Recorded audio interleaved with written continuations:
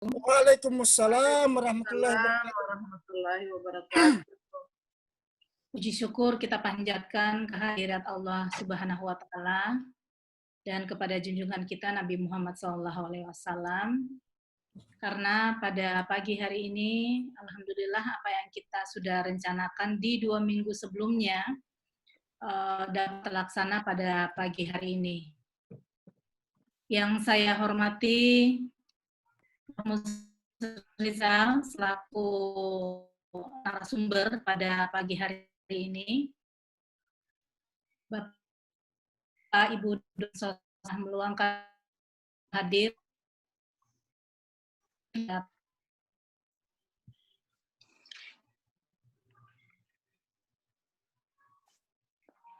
waktu di hari ini. Walaupun pada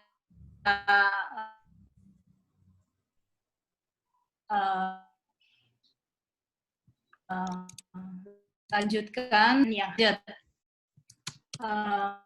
untuk hari ini workshop yang kita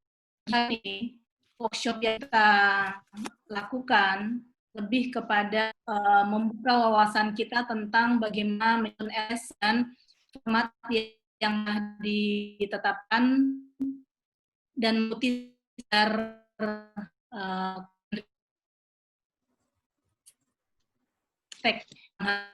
Rizal merujuk di LPMP.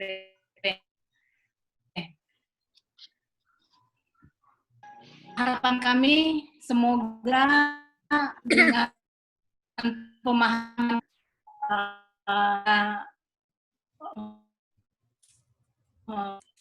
format atau bagaimana PS itu sendiri pada sebagai tampuh mata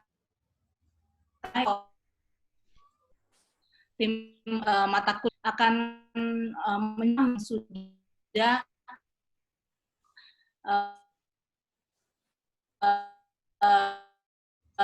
kan pada saat format proposal diagregasikan di tahun 2019 sudah mengalami revisi, dan atas dasar tersebut maka kami menganggap bahwa pemahaman terhadap penyusunan RPS menjadi agar saya semua mata yang kita rujuk. Ini juga ada kaitannya nantinya dengan keharusan bahwa semua materi bahan ajar itu sudah harus dimasukkan dalam program sekolah. Makanya kami sangat berharap banyak nantinya Prof. Muzrizal bisa memberi paling tidak teknis penyusunan RPS pada pemahaman kepada kami semuanya, teknis penyusunan RPS, sehingga memudahkan kami nantinya untuk menyusun atau merevisi GBRP yang ada sebelumnya. Demikian yang bisa saya sampaikan sebagai pengantar. Selanjutnya saya persilahkan Prof. Muzrizal untuk segera menyampaikan materi yang sudah Prof. Siapkan. Sekian, billahi taufik wal hidayah. Wassalamualaikum warahmatullahi wabarakatuh. Waalaikumsalam warahmatullahi wabarakatuh. Jadi giliran saya ini langsung, Bu Nixi. Ya, silahkan Kak. Bisa share ya, share screen ya. Ya.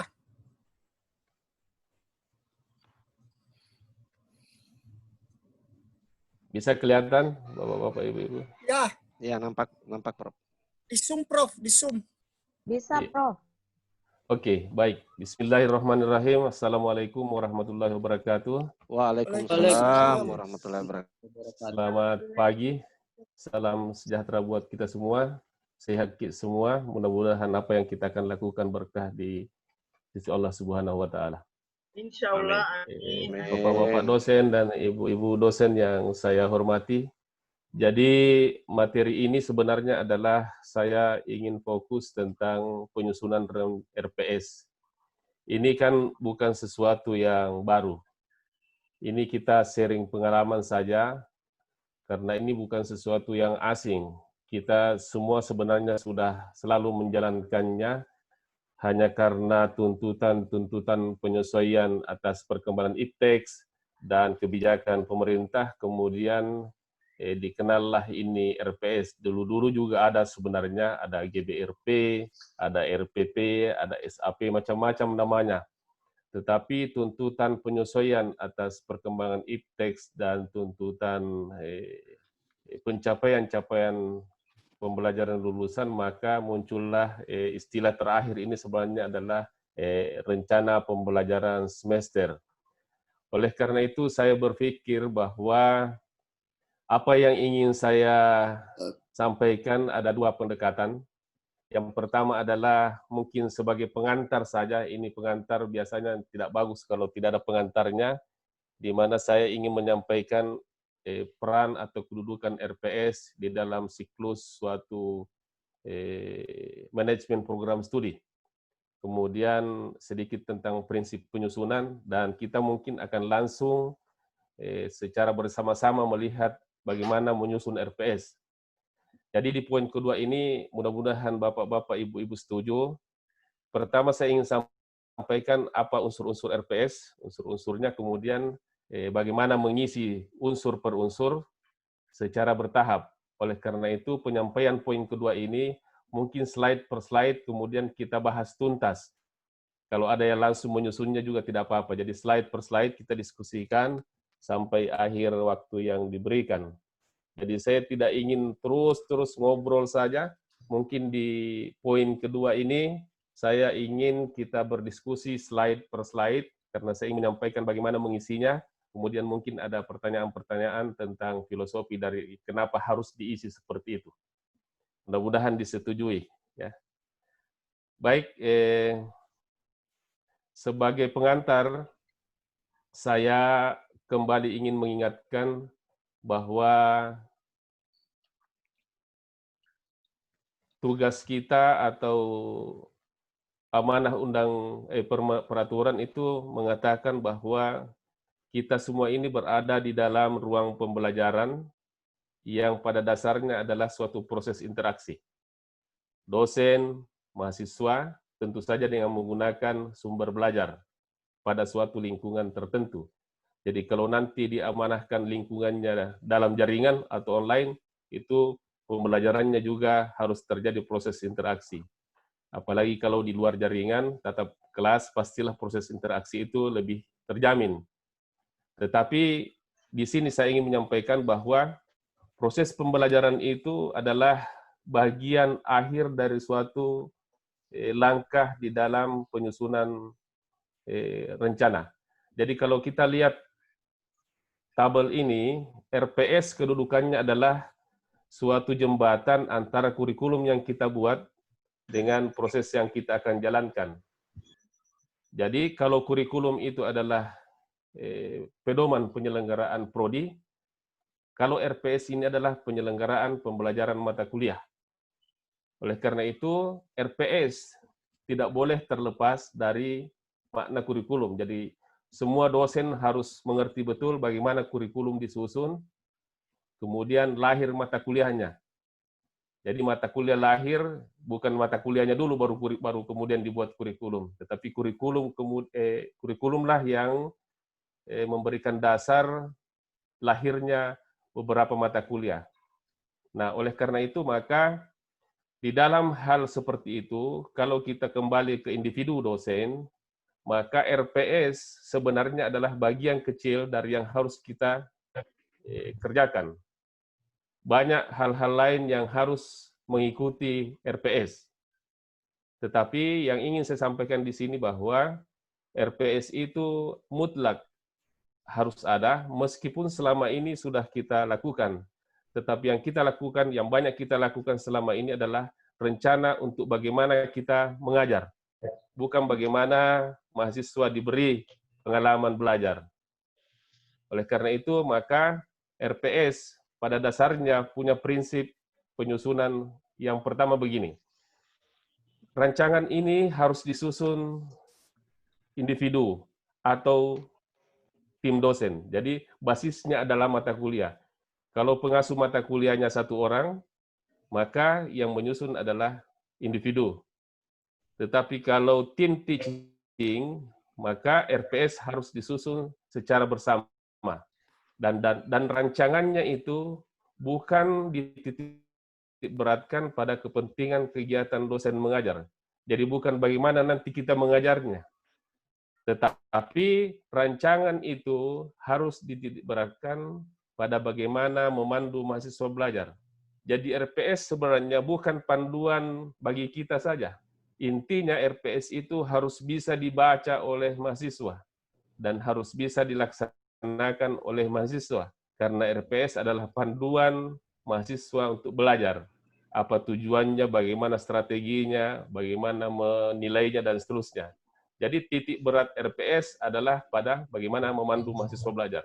Kalau dulu-dulu GBRP dan seterusnya itu adalah panduan bagaimana kita memberi pelajaran. Lebih banyak pada dosen, kegiatan dosen. Tetapi RPS ini yang sekarang adalah dititik beratkan pada bagaimana memandu mahasiswa belajar. Yang prinsip yang lain adalah bahwa harus ditinjau dan disesuaikan secara berkala. Di beberapa universitas, RPS ini sebelum kuliah berlangsung dipresentasikan di depan Kaprodi. Kenapa? Karena ini berdampak pada anggaran. Kalau dia modifikasi RPS-nya dengan misalnya menambah kunjungan lapangan, menambah praktikun, maka kan dampaknya ke biaya. Oleh karena itu, setiap perubahan yang dilakukan per semester dipresentasikan kepada prodi, kaprodi, atau di depan prodi, karena punya konsekuensi anggaran. Kita kan merubah begitu saja, yang kemudian tidak berjalan karena kita akan mengatakan tidak ada biayanya. Karena memang kita tidak pernah sampaikan kepada manajemen. Oleh karena itu, 3 prinsip ini sangat penting di dalam penyusunan RPS. Bahwa penitik beratkannya adalah pada panduan mahasiswa, kemudian dia disesuaikan secara berkala, dan bukan dititik beratkan pada kepentingan kegiatan dosen. Semua perhitungannya adalah kepada mahasiswa. Nah, ini 100 tahun yang lalu, sebenarnya ini yang kita ingin ciptakan. Ya. Albert Einstein sepertinya, saya tidak tahu apakah lebih maju dari kita, tetapi bagaimana kondisi yang kita harus ciptakan, yang kita harus siapkan, sehingga mahasiswa bisa belajar. RPS perannya sebenarnya intinya adalah di titik seperti ini. Baik, Bapak-Bapak, Ibu-Ibu, saya masuk ke bagaimana menyusun RPS dan filosofi-filosofi yang ada di dalamnya. Dan mulai dari sini, kalau sudah masuk ke unsur-unsurnya, saya akan satu-satu kita akan diskusikan apa isinya ini barang. Jadi paling tidak banyak unsur-unsur, yang kuning-kuning ini adalah unsur-unsur dasar di dalam RPS atau rencana pembelajaran semester yang akan kita isi. Ada beberapa dan kita akan sampai ke 14 lah ini, tetapi ada yang double, ada yang digabung-gabung. Tetapi paling tidak ada 14 unsur yang harus kita betul-betul jiwai dan mengerti apa isinya sehingga menjadi panduan bagi mahasiswa untuk belajar. Baik, yang pertama-tama mungkin ini kita sudah mulai akan diskusi, Pak. Jadi saya akan buka, saya akan stop satu-satu kalau masuk di unsur ini. Ini adalah yang paling di atas di blanko RPS. Di situ ada bobot SKS. Ada mata kuliah, saya kira mata kuliah tidak perlu di ini karena itu adalah nama mata kuliah, kodenya juga begitu, rumpunnya juga begitu, seterusnya. Ini gampang diisi karena ini adalah sifatnya sangat umum. Yang saya ingin sampaikan adalah pada saat menentukan bobot, teori dan praktek. Umumnya selama ini kita selalu kebiasaan kalau 3 SKS itu, maka T-nya, teorinya 2 SKS, prakteknya 1. Kalau mata kuliahnya 2 SKS, seolah-olah tidak punya praktikum. Saya ingin menunjukkan bahwa perhitungan teori dan praktikum ini sebenarnya didasari pada kegiatan belajar mahasiswa. Oleh karena itu, saya memberikan contoh 1 poin ini, bagaimana suatu mata kuliah yang SKS-nya 2. Jadi ini SKS totalnya 2. SKS totalnya 2,1 tapi sekitar 2 lah. Itu adalah perhitungan dari jumlah teori dan praktik yang dilakukan. Jadi selama 16 minggu ini ada bentuk pembelajaran kuliah, ada 6 jam teori. Kemudian tutorial praktikum, ada 6 jam teori, 12 jam praktikum. Setelah di total ada 30 jam untuk teori, 66 jam untuk praktikum. Kalau ini dilakukan selama jam pembelajaran ini dibagi 16 akan dapat poin-poin di bawah ini. Dan kalau dibagi sekitar 60 menit, sekitar 1 SKS praktikum, 1 SKS teori. Jadi ditulislah di atas T sama dengan 1, P sama dengan 1. Oke, saya kira ini dulu Pak untuk mengisi itu. Ada tanggapan, ada pertanyaan? Darwis, Prof. Silakan. Darwis dulu, Prof. Iya, silakan. Ini ada BP, bentuk pembelajaran.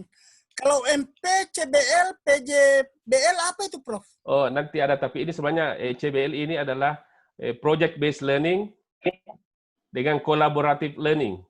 CBL ini collaborative. Ya nanti kita ini di SKS saja dulu. Bagaimana mengisi T dan P. Kita akan ketemu ini. Ya, baik. Apakah, Prof? Tunggu dulu, maaf.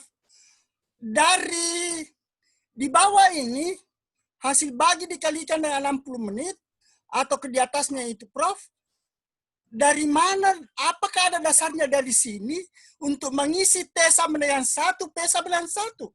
Ya, jadi kan sebenarnya begini, kurikulum kita sebenarnya membebankan ke mata kuliah, ada yang 2 SKS, ada yang 3 SKS. Iya. Nah, sebenarnya itu harus sudah menjadi amanah. Ya. Sehingga di dalam mengisi tabel-tabel berikut ini harus memenuhi, misalnya disebut teorinya 2, praktikumnya 1. Ya, ya. Maka rancangan pembelajaran nanti di tabel-tabel berikutnya harus memenuhi itu. Ya. Jadi sebenarnya kalau kita sudah tahu beban mata kuliah, maka otomatis kalau kita buat tabel ini, itu gampang mengisinya berikutnya. Ya, dari kurikulum kan, Prof, itu ya?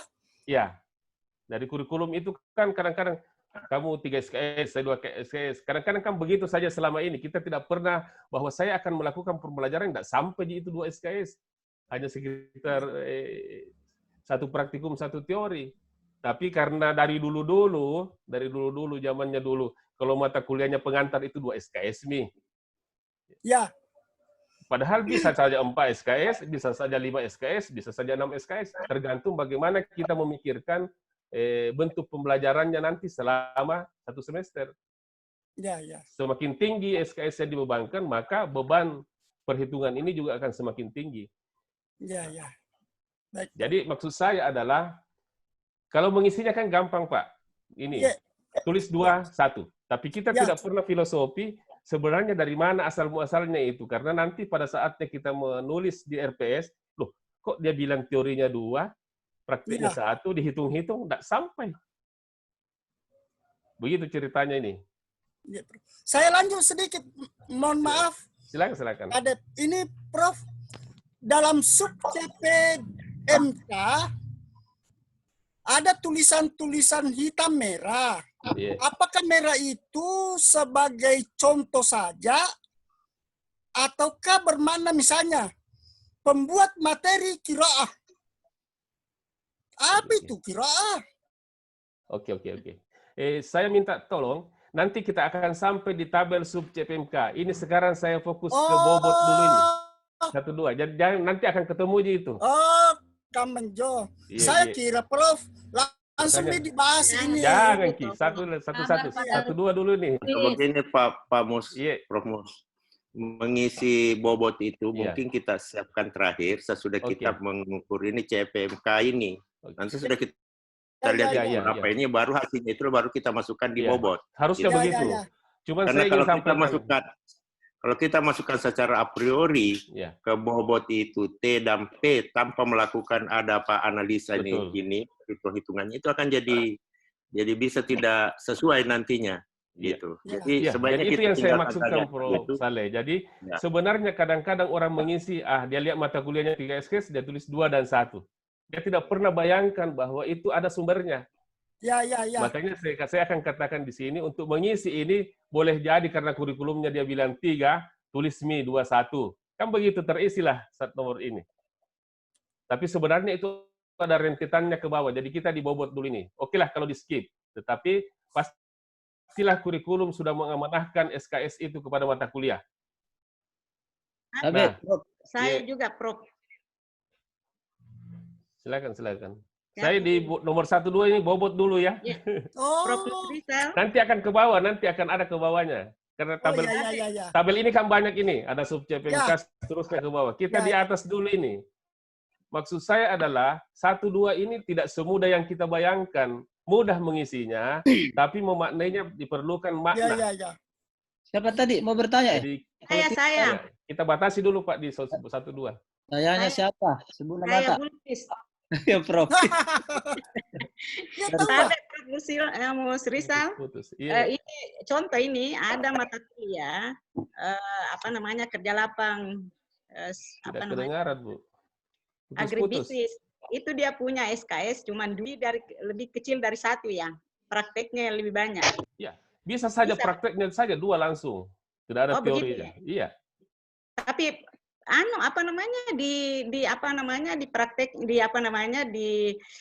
ketika kita ini ada 4 kali masuk kasih teori, kemudian sesudahnya itu mereka kita lepas untuk praktek. Itu maksud saya, artinya kan bisa tidak satu-satu. Bisa satu-satu ya.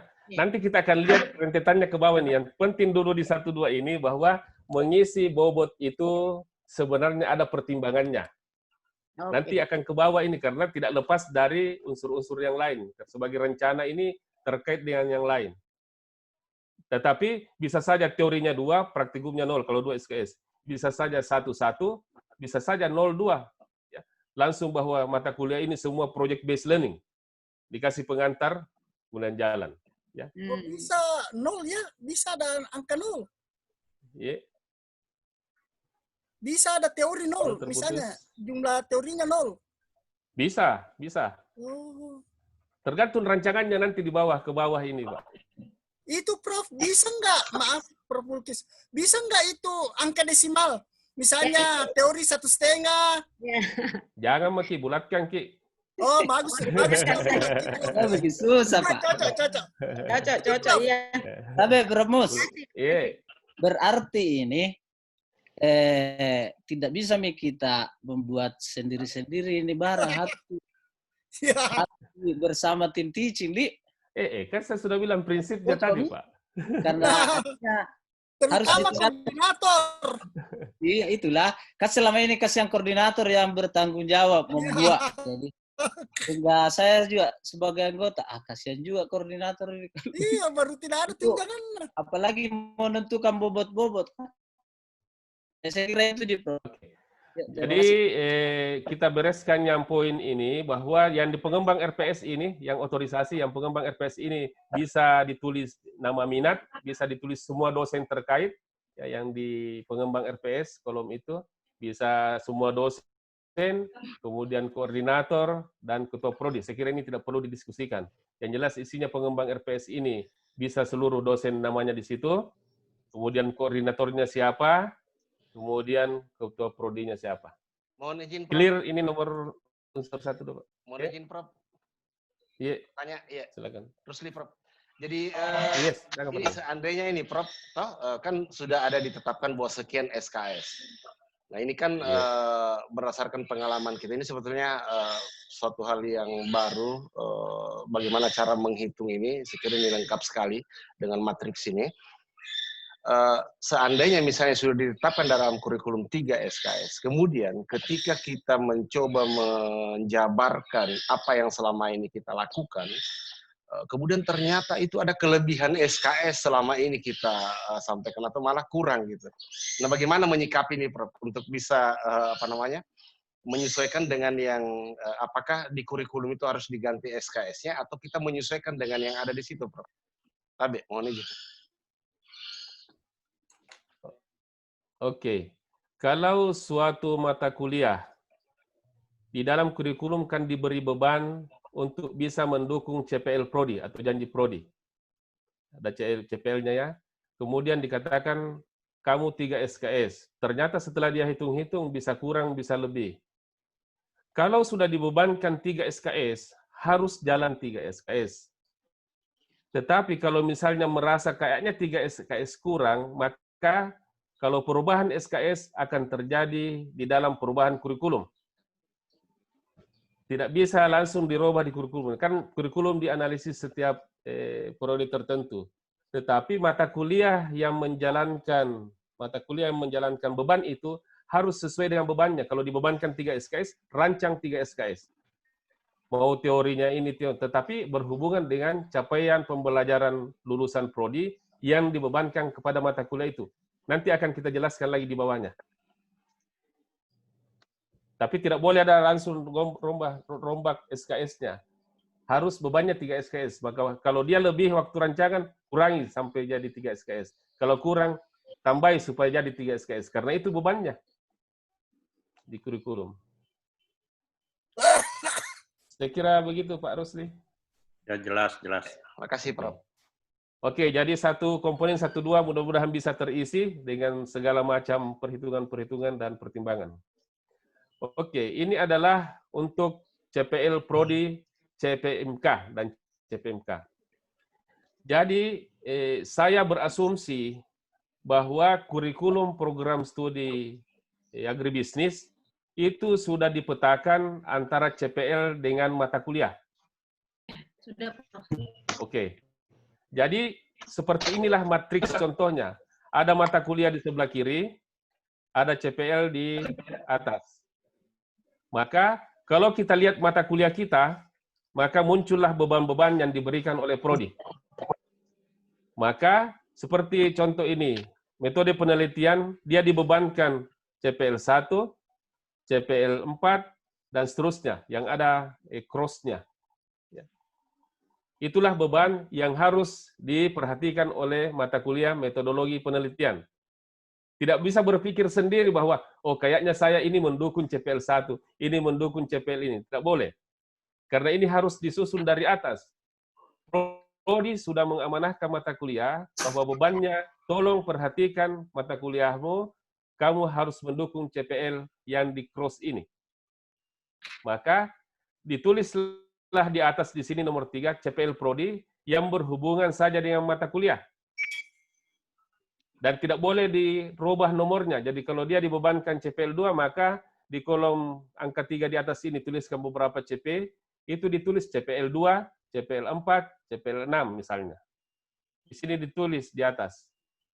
Bisa clear sampai situ? Ya, Prof. Ya. Jadi ini diambil dari matriksnya Prodi. Ya. Ditulislah bebannya. Nah, kemudian masuk di CPMK. Ini contoh bagaimana angka nomor 3 ini disetarakan ke bawah, diselaraskan. Ini contoh, kalau misalnya CPL yang dibebankan itu, misalnya bunyinya adalah mampu merancang dan melaksanakan penelitian dengan metodologi yang benar, serta menganalisis dan menginterpretasi data dengan tepat. Anggaplah ini CPL 1.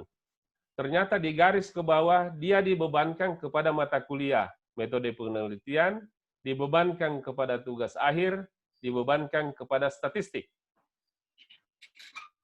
Maka, waktu khusus mata kuliah metode penelitian, dia jabarkan masuk menjadi CPMK mata kuliah metodologi penelitian. Dia hanya menulis kembali CPL yang dibebankan, tetapi dengan unsur-unsur yang sudah lebih spesifik. Sehingga CPMK-nya itu menjadi hanya mampu merancang penelitian dan metodologi yang benar. Itu metodologi mata kuliah metode penelitian CPMK-nya. Lain lagi kalau statistik mungkin dia harus mengambil semuanya. atau statistik itu mengatakan mampu merancang dan menganalisis, menginterpretasi data. Jadi, ini hubungan keselarasan pada saat CPL dibebankan kepada mata kuliah 3 ini, maka mata kuliah 3 ini harus mengemukakannya di dalam CPMK mata kuliahnya. Sehingga isinya seperti ini. Dari CPMK ini diukur lagi ke bawah, di breakdown supaya bisa terukur. Jadi kalau CPMK ini masih sifatnya umum spesifik mata kuliah, maka untuk sub CPMK, masih di tabel 3 ini ke bawah, itu sudah jelas-jelas mengenai unsur-unsur tertentu. Menjelaskan, merumuskan, merancang. Jadi, waktu dari sini, dari unsur mengisi nomor 3 ini, lihat beban mata kuliah yang diberikan oleh Prodi. Makanya disebut CPL yang dibebankan, atau CPL Prodi yang dibebankan kepada mata kuliah. Tidak boleh dirubah-rubah nomornya. Kemudian menyusun CPMK berdasarkan CPL. Oleh karena itu kadang-kadang orang supaya tidak susah menerjemahkan CPL ke CPMK, dia buat satu-satu. Kalau CPL-nya yang dibebankan 3, dia buat juga 3 CPMK-nya. Tetapi bisa jadi CPMK-nya sebenarnya bisa digabung menjadi 1 CPMK. Tetapi kalau untuk gampang, orang kadang-kadang lebih memilih, kalau dia dibebankan kepada sejumlah 4 CPL, maka CPMK-nya juga dibuat menjadi 4. Oke, poin nomor 3 ada pertanyaan, Pak? Mohon izin, Prof. Iya. Ya, Tabe. Ini kan saya melihat setelah kita bagi bahwa mata kuliah ini mengembang amanah CPL sekian. Jadi mungkin nanti ada beberapa mata kuliah itu sama-sama mendukung pencapaian CPL tersebut. Nah, ini saya berasumsi menganggap bahwa ini memang harus ada pertemuan antara koordinator mata kuliah yang mengembang CPL itu. Kenapa? Ditakutkan jangan sampai ada overlap materi, double materi. Nah, ini mungkin tugas kita juga barangkali bagaimana supaya ada pembagian tugas dari contoh yang Prof sampaikan tadi, bahwa siapa yang mengemban apa. Mungkin begitu, Prof ya? Dari uraian Prof tadi, Tabe. Tidak seeksak begitu. Jadi pengampu mata kuliah ini adalah otoritas mata kuliah, tidak bisa berhubungan langsung dengan mata kuliah lain, karena ini rancangan kurikulum. Rancangan kurikulum ini perumusan nama mata kuliah kan belakangan, dengan koordinasi bahan kajiannya, sudah jelas bahan kajian dari mata kuliah itu. Hanya saja nanti, kalau satu CPL dibebankan kepada banyak mata kuliah, maka untuk mengukur CPL, persentasenya semakin kecil setiap mata kuliah. Jadi dia nanti akan ada pengukuran CPL. Ada namanya pengukuran CPL. Oh, mata kuliah A, dia menyumbang CPL itu hanya 5%. Maka bobotnya 5%. Oh, mata kuliah B, bobotnya 90% karena dia hanya berdua atau bertiga di situ. Jadi tidak mesti harus pengampu mata kuliah ketemu masing-masing koordinator, tidak, karena mata kuliah itu adalah otoritas dari pengampunya. Hanya harus dia sadari bahwa dia dibebankan oleh CPL tertentu. Nah, nanti berapa persen mata kuliah itu menyumbang ke CPL harus dijumlah dengan mata kuliah lain yang setara menyusun CPL itu. Jadi ada perhitungannya khusus, Prof. Iya, itu ada. Jadi saya kira begini, total ke bawahnya itu adalah total kontribusi mata kuliah terhadap CPL 1 misalnya. Itu ada 2. Betul. Ada 2 misalnya mata kuliah itu adalah sinyal dan sistem, kemudian perpindahan panas dan multi, itu ada 2 mata kuliah yang berkontribusi terhadap CPL 1. Sehingga masing-masing mata kuliah ini berapa kontribusinya, berapa persen itu sangat ditentukan oleh interaksi antara dosen pengajar. Nah, CPL 4 misalnya itu banyak sekali mata kuliah. Betul. Itu ada berapa ini? Ada lebih 10 mata kuliah yang berkontribusi di situ. Sehingga porsi metode penelitian itu sebenarnya adalah proporsi terhadap dari keseluruhan mata kuliah yang ada menunjang CPL 4 itu. Betul. Kira begitu. Iya. Saya kira begitu, ya. Jadi saya pikir begitu. Jadi CPL ini hanya bisa tercapai. Kan begini ceritanya.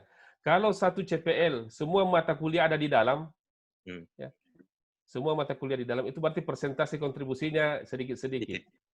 Sebaliknya, kalau satu mata kuliah bisa memenuhi seluruh CPL, dia bilang mahasiswa satu misalnya mata kuliah kita ambil. Begitu ininya, begitu logika ininya. Jadi ini harus dirumuskan betul-betul ini kontribusi ini. Dan di dalam memberikan beban kepada mata kuliah, CPL ini harus skornya saja, jangan semua karena ada sikap, semuanya sikap, ya. Padahal bicara tentang sinyal dan sistem, semua dikasih sikap. Biarlah sikap itu menjadi dominansi dari yang ilmu-ilmu alamiah dasar atau apa, ya. Di dalam pemetaan kurikulum ini. Jadi ini urusan kurikulum lagi nih. Bukan urusan RPS. Tetapi kita menganggap di dalam menyusun RPS, tabel ini sudah selesai. Prof. Mus. Ya, silakan. Artinya kan ini misalnya kan di kurikulum itu ada berbagai mata kuliah. Ya. Artinya bahwa kontribusi dari ke CPL, masing-masing mata kuliah itu kan bisa saja berbeda. Iya. Karena kan substansi dari mata kuliahnya itu berbeda. Jadi maksud saya tidak, artinya bisa saja bahwa memang akan ada tumpang tindih tadi, tapi kalau kita tahu filosofi dari mata kuliah itu, saya kira dia berkontribusi ke CPL, tetapi berbeda-beda kontribusinya sesuai dengan mata kuliahnya. Betul, karena karakteristik mata kuliah, SKS-nya beda, ya, bahan kajiannya beda, seperti begitu. Oke. Kasih, Prof. Oke, kita lanjut. Sedikit, Prof. Ini silakan. Saya kira menurut pemahaman saya bahwa sebenarnya untuk pengisian CPMK ini, ya, kita sudah tidak akan ada di kurikulum. Ya. Yang menjadi masalah sebenarnya yang ini, Prof. Yang ini sebenarnya yang masalah ini, bagaimana sub CPMK diberi makna untuk mengisi CPMK, karena setiap subbagian dari pembahasan mata kuliah itu harus ada capaian pembelajaran mata kuliah yang dimaksud. Di situ sebenarnya, Prof. Jadi artinya saya ingin mengatakan begini, apa indikator bahwa setiap subbagian pembelajaran itu mengisi pada CPMK, karena itu yang tidak ada di kurikulum. Ini yang harus didiskusikan secara mendalam, Prof. Saya kira. Itu menurut saya, Prof. Terima kasih. Jadi kalau misalnya sebagai contoh ini, ya, ini ada CPMK 1, tapi sebenarnya banyak CPMK yang bisa terjadi 2 atau dan seterusnya. Maka sub CPMK 1 ini di belakangnya biasa ditulis orang CPMK 1. Kalau khusus sub CPMK kita akan diskusi di tabel bawah. Ini hanya bagaimana menselaraskan CPL, CPMK, dan sub CPMK. Tidak boleh terputus satu sama lain. Karena sub CPMK inilah yang kemudian mengisi minggu-minggu yang akan minggu-minggu di pertemuan. Nanti kita akan bicarakan khusus CPMK. Biarlah kita bicara satu-satu begini dulu, nanti kita wrap up lagi supaya jadi satu. Yang jelas bahwa isi di nomor 3 ini bisa kita pahami tentang ini, ya. Nah, kalau ada yang lain? Begini, Prof. Mus. CPL itu kan sudah di dalam kurikulum, ya? Iya, sudah ada, Prof. Sudah ada. Kemudian CPMK sudah ada juga, belum? Belum ada, Prof. Belum ada. Belum. Itu yang menjadi masalah, Pak Hatta tadi katakan. Bagaimana kita membuat matriks supaya CPMK masing-masing mata kuliah itu. Nah, saya kira kalau yang subnya itu adalah wewenang dari dosen pengampu untuk mendeskripsikan dari CPMK. Ya. Gitu. Oke. Jadi CPMK, dasarnya CPMK membuat CPMK adalah CPL. Mata kuliah ini apa yang dibebankan kepada mata kuliah CPL. Jadi kita harus lihat apa sih bebannya saya ini, maka saya membuat mata kuliah dengan capaian pembelajaran begini. CPL dasarnya. Hanya dia dibuat lebih spesifik dari CPL. Makanya saya katakan tadi, orang untuk lebih gampang, kalau 4 CPL yang dibebankan kepada mata kuliah, dia buat juga 4 CPMK yang lebih spesifik. Tetapi kadang-kadang 2 CPL kadang-kadang bisa digabung dengan tanda koma di CPMK. Bisa jadi 1 kalau bisa di koma-koma. Jadi yang jelas, dasar membuat CPMK adalah dibebankan apa oleh prodi atau CPL-nya prodi yang dibebankan kepada mata kuliah apa. Disitulah kita membuat rumusan tentang bagaimana mata kuliah ini, capaian mata kuliah ini ditulis. Makanya kalau CPL-nya 4, kadang-kadang orang supaya gampang dibuat juga CPMK-nya 4 dengan membuat lebih spesifik khusus mata kuliah itu. Kalau CPL ini kan semuanya umum, dia tidak mengatakan sistem, dia tidak mengatakan tugas akhir, dia tidak mengatakan ini. Jadi dasarnya adalah CPL. Bisa lanjut? Ya. Oke, ini deskripsi saya kira biasa saja dari deskripsi bank kajian, terutama isiannya yang diisi adalah deskripsi mata kuliah itu yang penting ada statusnya mata kuliah. Ya, apakah itu lanjutan, atau pilihan, atau wajib. Kemudian ada kompetensi mahasiswa yang diharapkan dari mata kuliah, kemudian dia bahas hal-hal apa saja, dan pembelajaran pendekatannya menggunakan model pembelajaran apa. Saya kira ini biasa deskripsi mata kuliah. Kemudian yang nomor 5 bahan kajian, itu bisa umum-umum saja, atau sub-sub pokok bahasan saja dari mata kuliahnya. Misalnya seperti saya punya ini, hanya bahan baku kayu, bahan pengawet, proses, kualitas. Jadi isiannya nomor 4 adalah deskripsi, kemudian nomor 5 adalah bahan kajian. Dan ini saya kira tidak perlu di ini, karena umum biasa kita lakukan. 67. 67 ini adalah pustaka. Yang saya ingin sampaikan di pustaka ini adalah, kalau kita menulis pustaka utama dan pendukung, nomornya disambung saja ke bawah, 1, 2, sampai ke bawah. Jangan buat lagi nomor 1 di pendukung. Karena ini berhubungan dengan waktu kita menyebutnya di tabel hanya nomor pustaka. Jadi tidak ada yang double. Sehingga pustaka ini ditulis saja nomor berurut dari atas ke bawah, baik utama maupun pendukung. Karena nanti di tabel itu tinggal ditulis referensinya nomor 1 halaman berapa. Ini adalah bagian RPS bagian atas. Dan bisa itu Prof, pustaka utama lebih dari 1. Bisa. Berapa saja, Pak? Ya. Oke. Nah, kita sudah masuk di tabel bawah ini. Kalau yang ini di atas 1, 2, sampai 7 itu isian-isian umum yang sebenarnya sumbernya adalah di bawah. Ya. Sekarang kita akan masuk ke poin-poin yang 8 sampai 14. Ya. 8 sampai 14. Yang nomor 8, ini tulisan di atas kolom itu minggu ke. Nah, karena ini adalah minggu ke, atau pekan keberapa, dasar jumlah barisnya itu tergantung kepada jumlah sub CPMK. Kalau kita mengatakan bahwa setiap minggu lain sub CPMK-nya, maka ditulislah minggu ke-1, minggu kedua, akan ada 16 baris.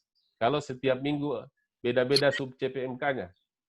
Tapi kalau kita punya mata kuliah hanya ada 5 sub CPMK, maka kita akan butuh 5 baris saja, 5 deret. Dan ditulis saja 1 sampai 3, itu sub CPMK 1. 4 sampai 8 sub CPMK 2 misalnya ya. Jadi di dalam kolom minggu ke itu tidak perlu 1, 2 sampai 16. Kita bisa membuat akumulasi bahwa 1 sub CPMK itu dicapainya nanti setelah 4 minggu.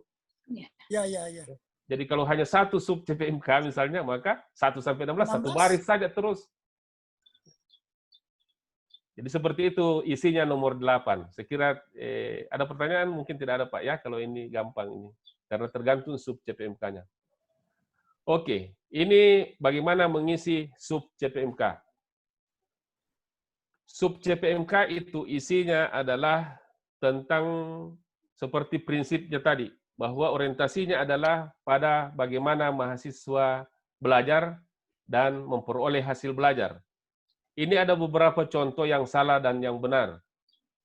Kalau kita tulis sub CPMK-nya, dosen mengajarkan tentang penyusunan proposal penelitian, ini dulu waktu GBRP. waktu macam dulu SAP ya, yang orientasinya dosen menjalankan. Itu tidak pada konteks RPS ini. Tetapi kalau kita katakan pada akhir perkuliahan mahasiswa mampu menyusun proposal penelitian, maka itu betul, karena itu orientasinya adalah mahasiswa. Tidak boleh juga kita katakan bahwa pada minggu ini kita akan membahas secara mendalam berbagai metode eksperimen. Tidak boleh, karena itu adalah orientasi mata kuliah. Begitu pula kalau kita akan mengatakan minggu ini atau mahasiswa akan mendiskusikan perubahan sistem. Itu proses belajar, tidak juga menjadi bagian dari sub CPMK. Karena sub CPMK ini adalah outcome based. Harus bagaimana mahasiswa dan hasil belajarnya. Jadi yang betul bisa dirumuskan adalah misalnya mahasiswa mampu menyusun proposal penelitian, atau misalnya mahasiswa mampu menganalisis perubahan sistem perpajakan. Di sini ada kata kerja menyusun, kata kerja menganalisis, itu harus disesuaikan dengan level mata kuliah. Taksonomi Bloom atau KKNI. Ya. KKNI. Jadi kita lihat jangan sampai S2 disamakan dengan S1 dan seterusnya. Jadi terminologi verb kata kerja yang harus dicantumkan adalah sesuai dengan level KKNI. Nah, itu di nomor 9. Jadi di dalam menyusun sub CPMK, rumusnya adalah ini. Ada kata kerja kemampuan. Jadi gampang, kata kerja kemampuan sesuai dengan level KKNI dibuat mengkajikah, menyusunkah, menjelaskankah, dan seterusnya.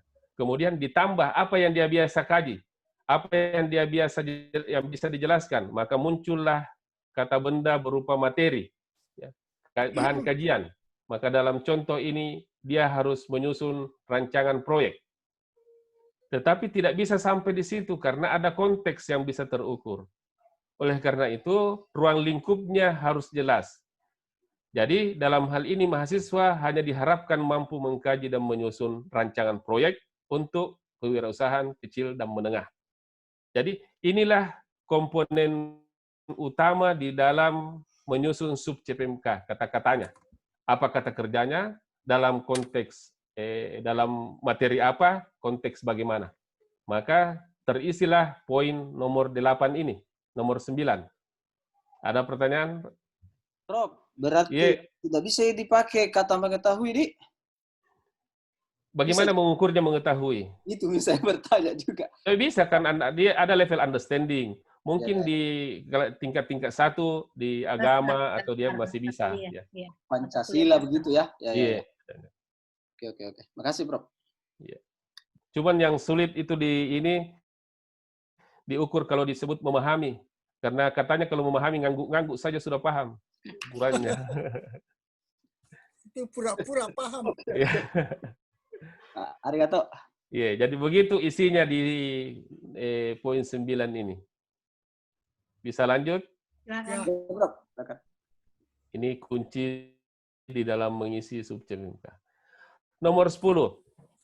Ini indikator penilaian. Jadi sebenarnya nomor 10 ini, indikator penilaian adalah jawaban terhadap yang kita sebut di sub CPMK. Jadi kalau misalnya dia mengatakan, mampu menjelaskan berbagai metode penelitian kualitatif dan kuantitatif, maka kita akan bertanya, kapan mahasiswa dikatakan mampu menjelaskan itu? Dialah yang menjadi indikator. Ditulislah sebagai indikator. Jadi kalau kita tulis sub CPMK-nya mampu menjelaskan berbagai metode penelitian kualitatif dan kuantitatif, pertanyaannya adalah, kapankah mahasiswa dibilang mampu menjelaskan? Maka dikatakan dia mampu menjelaskan kalau memiliki ketepatan membedakan pengertian, ketepatan menjelaskan tahapan, dan seterusnya. Maka ditulislah sebagai indikator penilaian. Nah, nomor 11 itu adalah jawaban terhadap pertanyaan, berapa nilainya kalau hanya tepat membedakan pengertian? Itu kriteria-kriteria. Jadi, kalau dia hanya mengisi poin nomor poin 21, dia dapat berapa nanti nilainya? Jadi, nomor 10, 9, 10, 11 ini saling berhubungan untuk sementara nanti ke belakang. Tapi paling pada dasarnya adalah indikator itu adalah jawaban terhadap pertanyaan kapan mahasiswa dikatakan mampu di sub CPMK-nya. Setelah dikatakan, kalau dia tepat membedakan pengertian dan karakteristiknya, dia bisa menjelaskan tahapan, dan seterusnya, dan seterusnya. Terus kita katakan, kalau begitu, kriteria apa yang kita harus tulis sehingga dikatakan mahasiswa tepat? Maka muncullah penilaian di sini, kriteria. Misalnya rubrik ini ya. Jadi kalau saya hubungkan secara keseluruhan 10-11 ini, begini. Setelah sub CPMK dijelaskan, kemudian indikator ditulis untuk menjawab kapan sub CPMK-nya dikatakan tercapai, kemudian dengan indikatornya, maka kalau untuk memenuhi indikator itu kita tes ke mahasiswa atau cukup dengan penugasan, maka bentuk yang ditulis adalah non-tes atau tes. Bisa dua-duanya. Dalam hal ini ditulis dua-duanya. Bentuk tesnya, kan ada di atas ini nomor 11 kriteria dan bentuk penilaian. Bentuknya adalah non-tes dan tes. Bagaimana non-tes? Dia menyusun diagram alir tahapan penelitian. Misalnya tugas ya, kemudian ada esai. Tetapi bagi kita dosen harus melengkapinya dengan instrumen. Oleh karena itu kadang-kadang di kriteria ini, di nomor 11 ini, ditulis detail. Kalau CPMK, sub CPMK diberi bobot 10 misalnya, bahwa 10% kalau dia mampu mencapai sub CPMK ini, dia dapat 10, maka di kriteria ini ditulis 10 apabila tepat ketiga-tiganya, 8 kalau hanya 2, 7 kalau hanya 1, 0 kalau ini macam. Jadi seolah-olah ada rubrik di sini ditulis di kriteria. Untuk bisa mengatakan, oh kamu mahasiswa hanya dapat 7 karena tidak tepat di dalam hal indikator ini. Jadi seperti itu isinya 9 hubungan isi dari 9, 10, 11. Jadi kita tulis saja Pak di indikator penilaian di bawahnya itu kolomnya apa atau kapan mahasiswa dikatakan mampu melulusi sub CPMK. Kemudian di kriteria ditulislah kriterianya sesuai dengan bobotnya, misalnya dapat full atau dapat 10 kalau kriteria. Tapi ini biasanya menggunakan rubrik. Kalau non-tes, kalau tes juga bisa soal saja, kemudian ada pedoman penskoran. Ada yang ditanyakan di poin ini? Kalau rubriknya, Prof, apakah bisa dilampirkan? Kalau misalnya jangan sampai rubriknya itu detail sekali, apakah bisa dilampirkan? Karena tidak menutup kemungkinan kan ada item-item lebih detail lagi supaya dosen yang menggunakan ini bisa lebih gampang untuk mengoperasionalkan. Jadi dirumuskan secara detail. Jadi kalau mau dimasukkan di dalam matriks RPS ini mungkin agak panjang, Prof. Gimana? Ya, oke. Bisa. Jadi ditulis saja di kriteria itu, kriteria menggunakan rubrik nomor 1 misalnya. Di kolom ini ya, tetapi ini karena ini bagian yang tidak terpisah dari RPS, maka betul bisa dilampirkan dan harus dilampirkan. Makanya banyak orang yang meringkasnya secara ini langsung di kriteria ini, dengan kata-kata yang lebih ringkas. Tapi kalau mau menggunakan rubrik supaya gampang, mau tidak mau harus mengacu ke rubrik, jadi tertulis di kolom sini, kriteria mengacu pada rubrik nomor 1A misalnya. Maka langsung tiba-tiba ada lampirannya rubrik 1A, sehingga mahasiswa tahu apa yang dinilai. Ya. Artinya yang ditulis di situ saya Prof. lampiran. Ya. Saya pertanyaan kecil, Prof. Ini ada di atas sub CPMK 2 mampu menjelaskan berbagai metode penelitian kualitatif dan kuantitatif.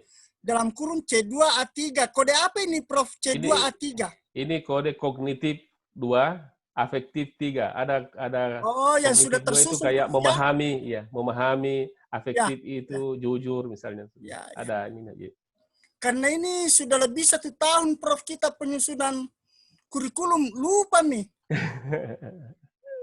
Ada lagi P, ada lagi Iya, Prof. Baik. Bagaimana?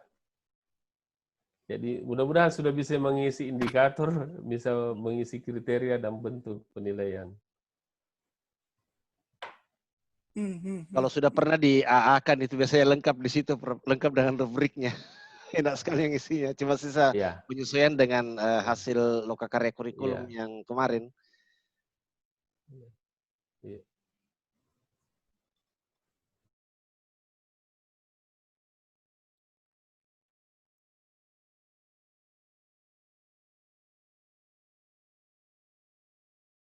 Oke. Nah, masuk ke metode ke SIPMK dasarnya, kemudian dengan indikator-indikator itu, maka isi dari unsur 12 ini adalah bentuk dan metode pembelajaran. Bentuknya bisa kuliah, jadi ada beberapa bentuk. Bisa kuliah, nanti ada di bawah. Ada nih. Ini bisa bentuknya kuliah, bisa seminar, atau setara bisa praktikum. Ini metode pembelajarannya yang yang didikti. Ini ada catatan-catatan, ada 9 metode. Yang seperti tadi dipertanyakan, apa itu PJBL, apa itu CBL. Ini ada di sini ya.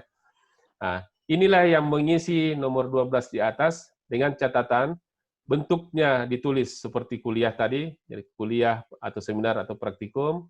Kemudian metodenya, ya, metodenya bisa PBL, diskusi, CEBL, macam-macam, dan bisa tugas studi kasus. Nah, di sini untuk estimasi waktunya, kalau minggu ke-nya ini hanya satu kali tatap muka, maka pengalinya satu minggu ini. Tatap muka ya, tatap muka 1 kali 2 SKS mata kuliahnya, dan 1 SKS-nya adalah 50 menit. Maka mata kuliah ini akan melakukan proses kuliah dengan metode diskusi selama 100 menit. 1 kali pertemuan. Cara menulis estimasi waktunya. Kemudian tugas ditulis begini. Tugas ini harus dilakukan dengan ada keterangan di bawah penugasan terstruktur dan belajar mandiri. Itu 1 kali penugasan terstruktur, 1 kali penugasan mandiri 1 minggu, 2 SKS kali 60 menit. Jadi 60 menit ini untuk penugasan terstruktur dan belajar mandiri. Oleh karena itu, kalau dia 2 SKS, maka akan ada 170 menit kali 2. Atau 1 SKS lah, 1 SKS 350. 1 SKS 170 menit. Ya, jadi cara itu bentuknya apa? Kuliah. Metodenya apa? Diskusi. Estimasi waktunya adalah 1 kali 2 kali 50 menit. Kemudian ada penugasannya seperti ini. Nah, ini isiannya. Ini bentuk pembelajaran metode. Cara ngisinya, ini perhitungannya. Jadi rincian 1 SKS, kalau itu kuliah, maka kalau kuliah saja ya, semua kuliah saja, harus memiliki minimal 3 unsur. Kuliah itu harus dibarengi dengan penugasan terstruktur, dan harus ada belajar mandirinya. Sehingga total 1 SKS itu 170 menit. Itu kalau menggunakan bentuk perkuliahan, bentuk pembelajaran berupa kuliah, responsi, atau tutorial. Tapi kalau bentuk perkuliahannya, bentuk pembelajarannya dipilih seminar, seminar ini tidak perlu penugasan terstruktur, tidak perlu belajar mandiri. Tetapi dia harus 100 menit per minggu per semester, dengan 70 menit belajar mandiri. Jadi, kalau di atas ini ada 3 komponen, ada kuliah, berbarengan harus ada tugasnya, dan harus belajar mandiri selama 170 menit. Kalau pilih seminar, dia hanya ada tatap muka, mungkin melaksanakan seminar, dan belajar mandiri 70 menit. Jadi 100 menit tatap muka, belajar mandirinya mungkin mempersiapkan bahan seminar, dan seterusnya. Kalau dia praktikum, tok 1, tidak ada tugas-tugas lain kecuali waktunya 170 menit. Sebagai ilustrasi seperti ini. Kalau mau tatap muka, ini 170 menit ke bawah ini. Tatap muka, penugasan terstruktur, belajar mandiri. Ini adalah bentuk perkuliahan di atas. Bentuk perkuliahan di atas. Ya. Jadi bentuk pembelajarannya kuliah, bisa dirancam begini. 50 menit tatap muka, 60 menit tugas, belajar mandiri 60 menit. Jadi kalau 2 SKS menjadi 100 menit, 120, 120. Kalau kita pilih praktikum,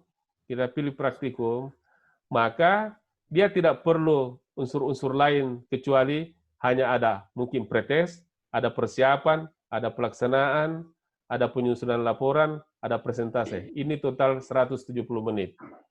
Jadi tinggal Bapak memilih, kita mau menggunakan kuliah yang dilengkapi dengan belajar mandiri dan penugasan terstruktur, atau kita menggunakan seminar dengan tatap muka dan belajar mandiri 70 menit, atau praktikum 170 menit tergantung persiapan sampai pelaporan.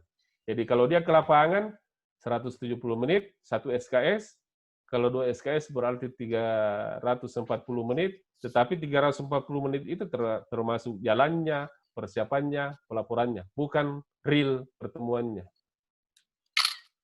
Oke, itu untuk poin unsur nomor 12. Ada yang ditanyakan, Pak?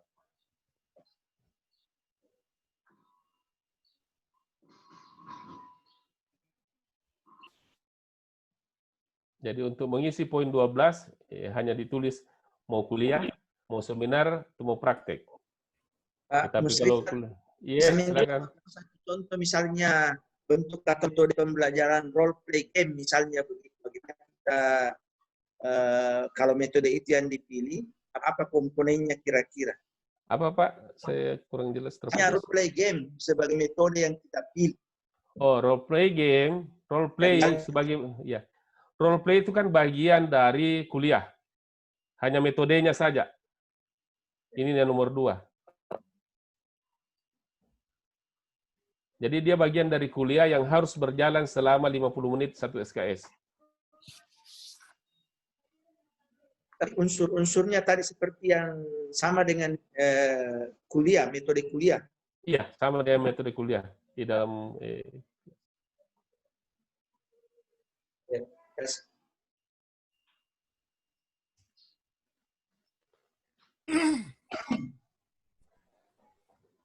bisa diisi nomor 12?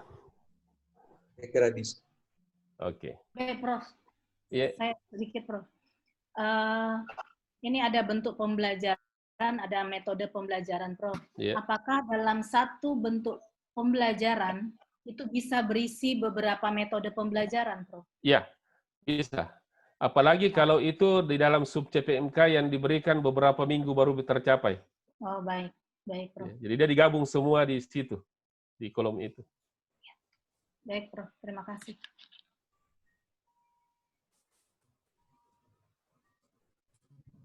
Bisa lanjut?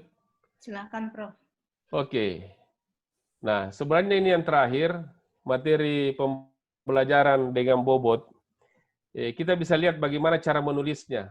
Jadi, materi pembelajaran ini ditulis materinya, kemudian harus ada pustaka.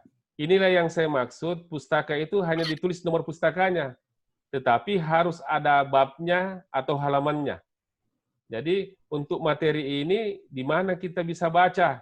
Maka ditulislah mengacu ke pustaka yang sudah ditulis di atas. Oh, pustaka nomor 1, halaman sebegini. Atau pustaka nomor 1, bab 1. Ini sebagai informasi apa yang harus dilakukan oleh mahasiswa untuk membaca materi itu. Kemudian persoalan bobot, saya kira bobot tergantung bagaimana Bapak Ibu yang mendesain bobot ini, yang jelas bahwa bobot ini totalnya adalah 100%. Saya kira itu, maka jadilah ini RPS.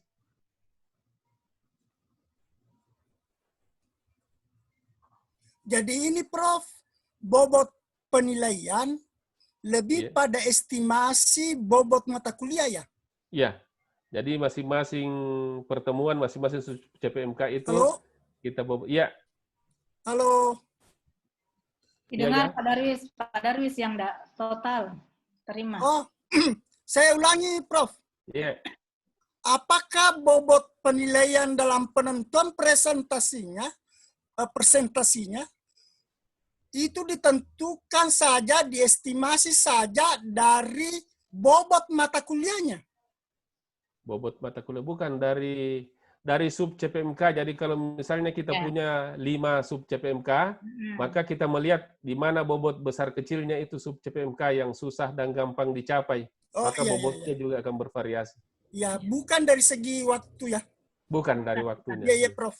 Dengan indikator penilaiannya.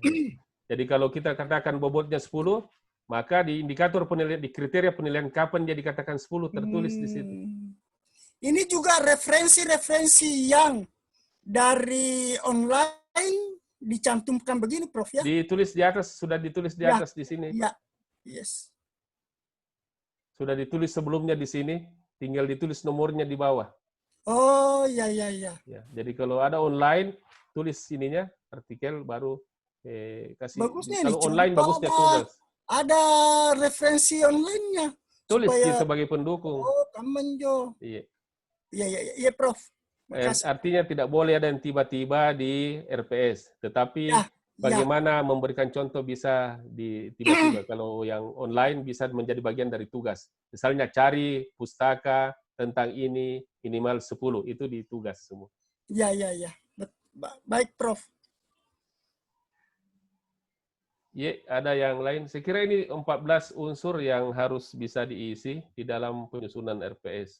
Jadi kalau tidak ada pertanyaan sebenarnya tentang unsur-unsur ini, harusnya RPS-nya sudah selesai. Hanya yang susah memang bagaimana mensinkronkan, memikirkan bagaimana ini sub CPMK betul-betul tercapai. Dengan materi yang ada, dengan metode pembelajaran yang disiapkan, dengan kriteria dan seterusnya, yang disesuaikan. Nah, inilah kemudian yang mendesain tentang bobot SKS-nya. Jangan sampai keberatan, jangan sampai juga kekurangan. Ya.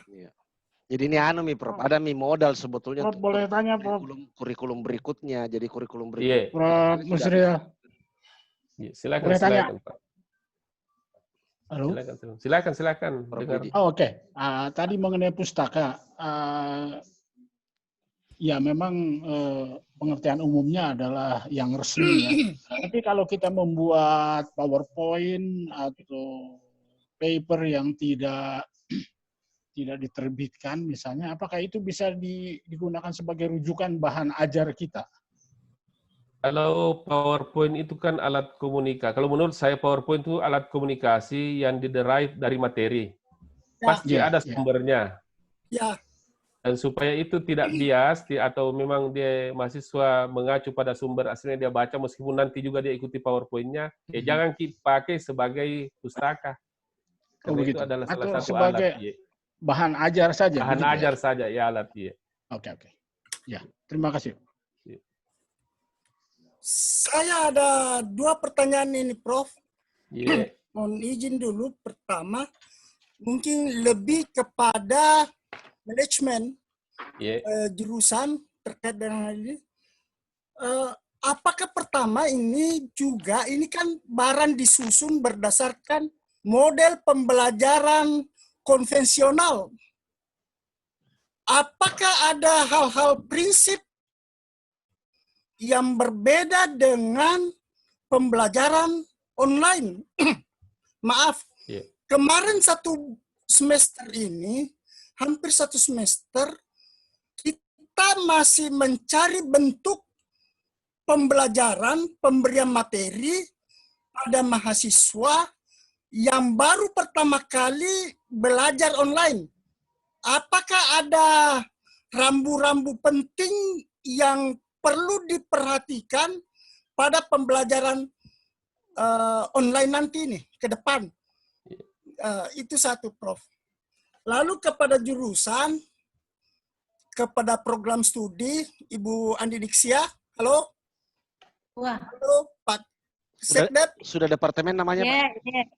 Oh, oke, departemen.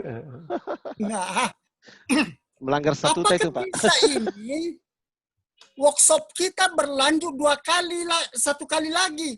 Jadi ada pembahasan, sudah ada contoh RPS yang kita kritisi bersama oleh narasumber kita? Iya, saya bisa langsung jawab dulu sementara pakai Prof. Mus. Silakan. Jadi memang sebenarnya acara ini tidak saya rancang untuk 1 hari, mengingat bahwa memang kita perlu untuk melakukan latihan.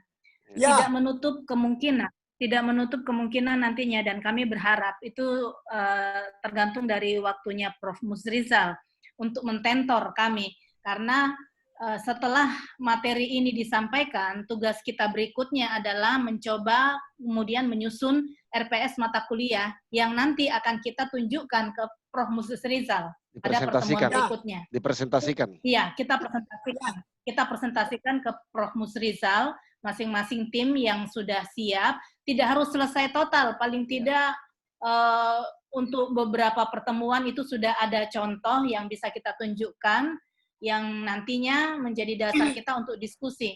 Dan biasanya, Prof, ketika kita praktek langsung itu akan lebih kelihatan di mana tingkat kesulitannya. Sementara ini belum kelihatan, karena kita belum praktek. Nah, pada saat kita mulai melakukan, biasanya itu akan muncul banyak pertanyaan. Seperti itu, Prof. Pak Darwis. Terima kasih.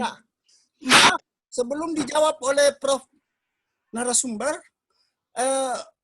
kalau saya bukan membuat RPS biar belum selesai. Kalau saya ini harus selesai 16 kali pertemuan karena sampai pada pustakanya. Prioritas yang akan diajarkan semester depan. Iya. Jadi kemungkinan itu akan 3-4 kali ini, Pak. 3-4 kali tahapan. Jadi setelah ini setiap dosen, setiap koordinator dosen dengan tim teachingnya menyusun, itu tahapan kedua. Tahapan ketiga nanti akan dipresentasikan, kemudian nanti tahapan keempat itu finalisasi untuk ini. Dan kita harapkan sebetulnya... di hotel itu kalau sudah finalisasi. Pak, social distance sekarang, Pak. Masing-masing di begitu. hotelnya. Okay. Oke. Good. Thank you. Jadi ginilah Pak Sekretaris. Itu kan pengampu mata kuliah itu kelihatannya setiap semester itu berubah. Iya. Ya, gantian itu. Mungkin dia juga perlu ada pembicaraan itu bagaimana sampai sejauh mana bisa kita mentolerasi perubahan itu.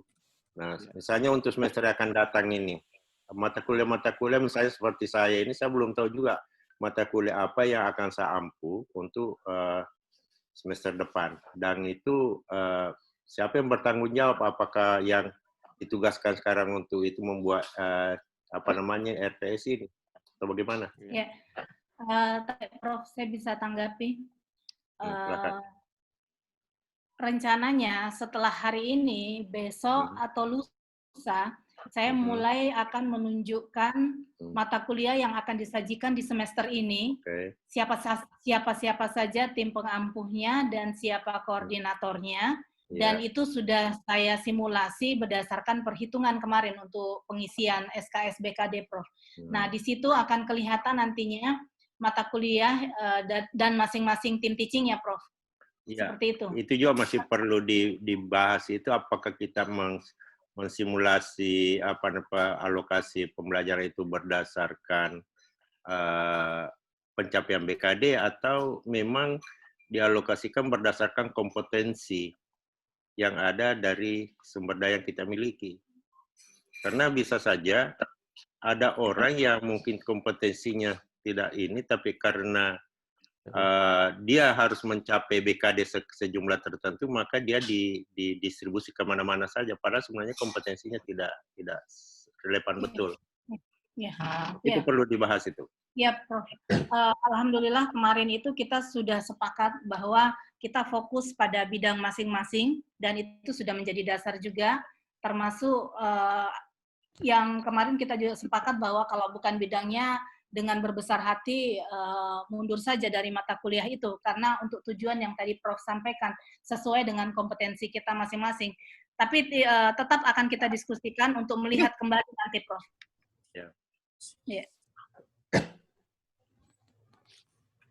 Ya, baik, saya tadi menanggapi dari Pak Darwis ya. Jadi RPS ini harusnya fleksibel baik untuk luring maupun untuk daring. Ya, iya, Prof. Itulah yang disebut dengan hybrid. Di dalam konteks biasa kita katakan blended, ada luring, ada laring. Ya. Ada luring, ada daring ya.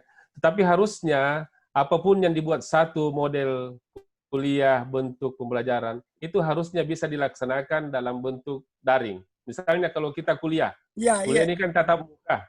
Iya, Prof. Kalau memang harus dilaksanakan kuliah dan harus tatap muka, maka harus menggunakan tatap muka daring. Tetapi bisakah dilakukan dengan asinkronos, dibuatkan videonya, kemudian dibuatkan secara daring dan bisa dilihat oleh Bapak. Begitu juga tugas-tugas. Dan sekolah sebenarnya mengakomodir seluruh bentuk pembelajaran. Mau diskusi di situ ada, mau forum ada, mau tugas ada, dan seterusnya. Jadi RPS ini harus dirancang dalam kondisi apapun bisa diaplikasikan, karena ini rancangan pembelajaran semester. Ya, betul. Tugasnya, metodenya bisa dibuat. Dan inilah nanti kalau ini jadi bisa mempermudah masuk seluruh dokumen di sekolah. Ada bahan ajarannya, ada referensinya, ada materinya, ada metodenya, ada semua di alur pembelajarannya nanti bisa masuk di sekolah. Karena tidak ada unsur di RPS sedikit pun yang tidak bisa diakomodir di sistem pengelolaan sekolah yang kita sudah buat. Jadi RPS ini dasar untuk memasukkan materi di sekolah. Sekolah, ya, Prof. Bisa daring, bisa luring. Saya curhat sedikit, Prof. Iya. Hanya lanjut dulu tadi yang mengenai seminar. Kalau presentase dan saya lihat saya hanya terbatas pada keselarasan antara kolom-kolom. Ya. Tidak bisa melihat secara substansi karena bukan bidang saya. Tetapi keselarasan kok di sini metodenya misalnya tes, padahal dia harus mampu apa gitu. Jadi ada keselarasan yang harus dilihat di dalam RPS antara kolom yang satu dengan kolom yang lain. Hanya itu yang saya bisa bantu nanti kalau presentasenya. Tapi kalau substansi saya tidak bisa apa-apa. Iya, Prof. Keselarasan. Saya curhat, Prof, sedikit. Iya. Mudah-mudahan ketua program studiku tidak dengar. Sembarang saja. Saya kalau daring online lebih capek daripada luring. Betul. Tatap muka. Itu salah satu penyebabnya adalah kalau kita luring lebih banyak waktu sedikit atau jeda untuk melihat reaksi mahasiswa. Kalau daring tidak, kita bicara saja terus. Jadi memang honornya harus naik ini kalau iya, Prof. Hati-hati bicara Pak Darwis, ini terekam. Akan dilihat publik ini, Pak. Sengaja saya begitu karena direkam. Bagus Pak Mudah-mudahan Darwis. WR2 dengar. Kemendikbud bisa dengar Pak Darwis. Kemendikbud juga, Menteri juga bisa dengar Pak. Kenapa? Karena akan di-upload ke YouTube nanti Pak untuk bisa di. Jangan kok. Iya. Sedikit. Iya. Terima kasih, Prof. Semuanya. Sama-sama. Prof, ada satu pertanyaan. Iya. Ya, ini yang kan ada kolom di slide ini, kolom 1, 2, 3, 4, 5 yang kolom daring. Ada tadi. Oh, ini. Yang kolom daring tadi. Nah, kalau misalnya itu materi kita minta misalnya sub CPMK, kita harap mahasiswanya supaya itu diupload di sekolah. Bisa ditulis di situ ya? Mahasiswa mengupload di sekolah? Iya, maksudnya feedback-nya. Oke, di kolom mahasiswa, mahasiswa itu hanya bisa menjalankan tugas dan mengumpul tugas yang kita berikan. Dan kita bisa buat feedback-nya. Berarti dia kolom mahasiswa dia pakai, Prof, ya? Iya, jadi mahasiswa yang kita yang membuat tugas di file fitur tugas. Nanti kita setting waktunya, dia akan buka, kemudian dia buat tugasnya, di-upload. Oke. Berarti metodenya dia upload ke sekolah, Prof, ya? Iya. Oke. Terima kasih, Prof.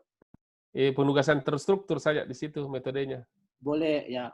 Tugas struktur. Tugas. Oke, Prof. Makasih. Iya. Jadi saya kira ini Prof. Musrisal ini yang sudah benar ini. Kita harus dulu diajarkan bagaimana membuat RPS-nya, baru sekolah. Iya, betul. Kita diberi sekolah, nggak tahu ini RPS. Iya, betul tuh. Jadi apa ya? Makanya kemarin saya di Pasca itu saya cepat lift karena saya pikir saya nggak ngerti. Nah sekarang saya sudah ngerti, kita buat dulu rancangan pembelajaran semester. Ya. Baru itulah yang akan kita upload ke sekolah. Betul. Apakah itu dokumen, semester. Iya. Ini kalau langsung ke sana tidak ngerti ini kan. Ya, betul. Jadi tolong ini disampaikan itu atau kita nanti mungkin di Sosek. Nanti setelah kita semua selesai membuat RPS ini baru kita buat tentang sekolah. Bagaimana kita masukkan di sekolah. Itu. Saya setuju sekali nih Pak. Betul. Terima kasih Bu Kadep. Iya, sama-sama. Bagus sekali. Ya. Jadi memang kalau sekolah itu Pak tidak bisa kita apa-apa tanpa RPS. Iya. Ya, sebenarnya tidak sekolah juga RPS jelas harus ada. Mestinya toh. Karena dasarnya di situ mau daring mau luring harus ada RPS. Ya. Harus ada RPS. Jadi mungkin begini Bu Kadep. Kita sekarang mendesain berapa lama alokasi waktu atau waktu yang diberikan di dalam menyusun rancangan RPS ini untuk masing-masing mata kuliah ya diberikan kepada penanggung jawab atau tim teachingnya. Nanti sesudah itu apakah 1 minggu atau 2 minggu sesudah itu baru kita buat sekolah workshop tentang sekolah khusus bagaimana mengupload. Gitu. Baik, Prof. Jadi memang dari awal bukan saya mau mengabaikan sekolah, Prof. Saya sudah beberapa kali mengikuti sekolah selain di Pasca sebelumnya juga sudah, termasuk kita sudah buat duluan di departemen kemarin, Prof. Tapi pertimbangan saya kemarin betul-betul bahwa tidak mungkin kita bisa aktif di sekolah sementara RPS kita ini belum beres. Saya belum jelas formatnya, Prof.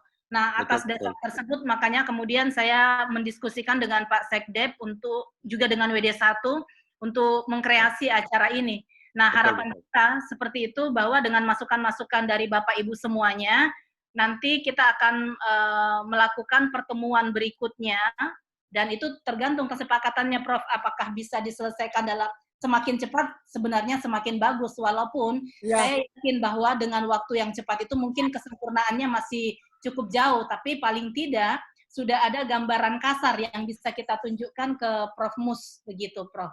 Jadi saya kembalikan ke Bapak Ibu sekalian, apakah bisa diselesaikan dalam 1 minggu? Saya setuju sekali. Di minggu berikutnya kita sudah bisa merancang pertemuan lagi dengan Prof. Mus untuk melihat bagaimana atau menilai bagaimana RPS yang sudah kita susun dengan masing-masing tim pengampu.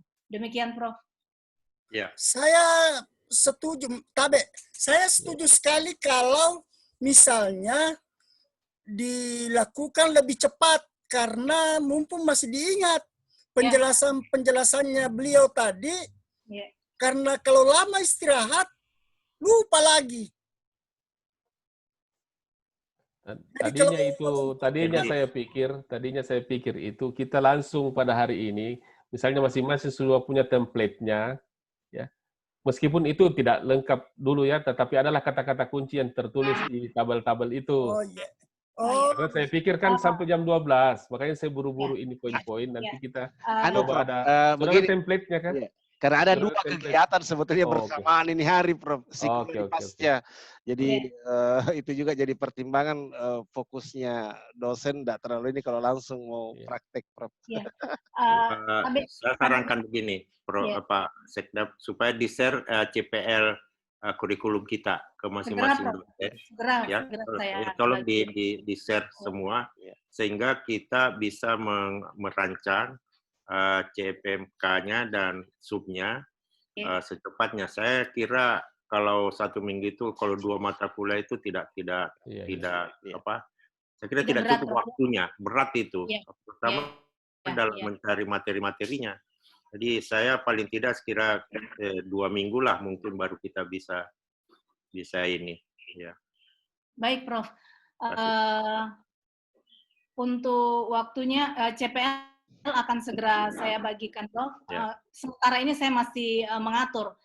terus untuk menanggapi apa yang dinyatakan Prof. Musrizal, sebenarnya Prof. Mus, pada saat kami AUN, ada beberapa mata kuliah yang sudah kami susun RPS-nya. Ya. Sudah ada, Prof. Sudah ada, dan bisa saya tunjukkan. Akan tetapi, begini, Prof. Karena ada perubahan kurikulum di 2019, kami melakukan perubahan kurikulum, termasuk banyaknya masukan pada saat AUN asesi ke kampus, maka kemudian kami memutuskan bahwa CPL kita itu perlu di restruktur, Prof. Karena waktu AUN itu terlalu banyak. Makanya pada saat kurikulum, lokakarya kurikulum kami, CPL itu sudah mulai mengerucut menjadi lebih simpel, tinggal 6, Prof. Dari 10-12 waktu itu, Prof. Nah, ini yang juga kami sesuaikan dengan substansi dari masing-masing mata kuliah, Prof. Jadi sebenarnya kalau RPS itu sudah ada untuk beberapa, ada 9-10 mata kuliah yang kami susun, yang kemarin kami mau tunjukkan ke asesor dari AUN, Prof. Sebenarnya sudah ada. Akan tetapi kalau mau yang sebenarnya dan yang sesuai, waktu itu kami buat, yang penting ada template-nya, kami kerjakan, Prof. Tetapi substansi dan filosofi dari masing-masing kolom itu belum seperti ini, Prof. Belum clear seperti ini. Seperti itu, Prof. Jadi, kalaupun saya tunjukkan, itu mungkin sangat jauh dari apa yang kita sampaikan, Prof. pada hari ini. Seperti itu, Prof. Ya, ini kan biasanya memang menjadi kesalahan kita karena seolah-olah RPS ini yang penting ada, menjadi dokumen. Kalau kita sendiri tidak mengerti hubungan kolom dengan ke kolom, bagaimana mahasiswa bisa menjadi bahan panduan? Kita saja tidak bisa, apalagi mahasiswa yang diharapkan RPS menjadi bahan panduan mereka, itu menjadi lebih sulit lagi. Jadi makanya saya kadang-kadang mengatakan, kalau sebagai dokumen, ya, dosen senior kadang-kadang menyuruh saja dosen muda bikin RPS-nya. Padahal jiwanya itu ada di dosen senior. Harusnya dia duduk bersama, seniornya ngomong saja, maunya saya begini, biarlah itu diterjemahkan oleh dosen muda. Jadi mata kuliah itu filosofinya ada sama dosen senior, yang punya mata kuliah, jiwanya mata kuliah ada di situ. Tinggal ditentukan apa yang kamu tahu, apa yang kamu bisa di sub CPMK. Oh, begini caranya, ini indikatornya, ini kriterianya. Maka dosen muda menerjemahkan apa yang dikatakan oleh dosen senior. Kalau misalnya dosen seniornya malas ya, Prof. Salih, misalnya tidak ada waktu. Tetapi kalau yang real, yang bagus, kalau RPS itu dibuat, dijiwai oleh memang yang punya mata kuliah, yang kemudian bisa mengerti hubungan satu sama lain, sehingga mahasiswa juga bisa mendapat panduan dari proses itu. Ini yang susah sebenarnya, karena selama ini kita mengajar seperti menunaikan tugas terus-menerus, bahwa kita sudah mengajar, menyampaikan, dan seterusnya. Ditanya apa tujuannya, bisa dijawab. Tapi kalau mau dituliskan untuk menjadi panduannya mahasiswa, betul. Saya kira ini materi hari ini bagus sekali nih. Saya appreciate. Terima kasih banyak, Prof. Musrizal, ini sangat luar biasa. Sama-sama, my pleasure, Prof. Thank you very much. Baik, Prof. Saya nih ada masih saran. Ibu Kadep. Iya, silakan. Ada saran supaya ini agak cepat, tidak lama baru dimulai lagi. Bagaimana kalau satu dosen, satu mata kuliah dulu, meskipun yang bersangkutan koordinator pada 2 atau 3 atau 4 mata kuliah, tetapi satu mau dulu untuk masuk ke workshop yang sifatnya konsultatif. Ya. Supaya ini kalau bisa sebelum Idul Adha. Ya. Tapi Pak Darwis, untuk CPL insya Allah segera hari ini akan saya kirimkan ke masing-masing dosen. Untuk mata kuliah, saya sangat tergantung pada keputusan Bapak Ibu sekalian yang ada di forum ini. Karena kalau banyak selesai, tetapi waktu yang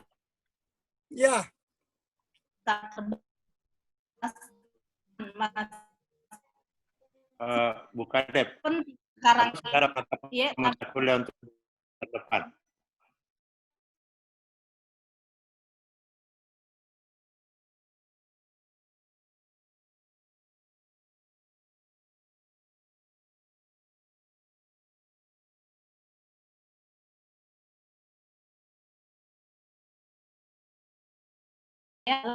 Waktu dari Musrizal untuk melihat kembali ketika kami menyatakan nanti sepakat untuk 1 minggu ke depan, Prof, sudah ada yang bisa kami tunjukkan.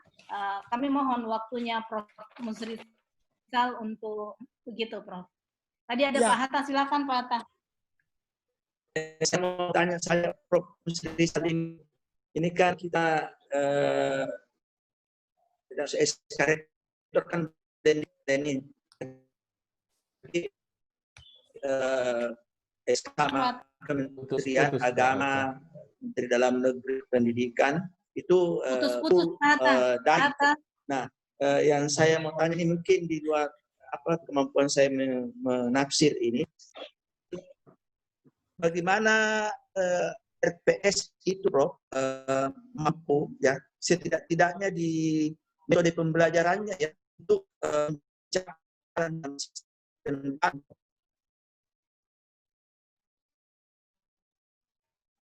ada suara. Jaringannya Pak Hatta. Ya, sudah ada suara tak Pak Hatta?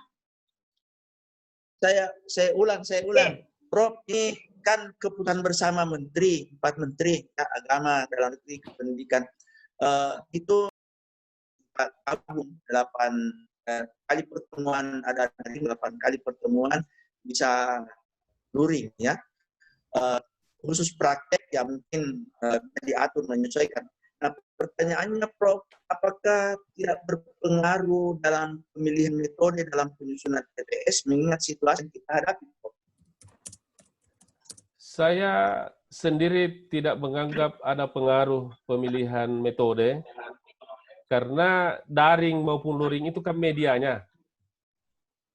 Kan kita tadi menurut undang-undang kita atau permen, bahwa pembelajaran itu kan proses interaksi antara dosen dengan mahasiswa menggunakan materi ajar dalam suatu lingkungan tertentu.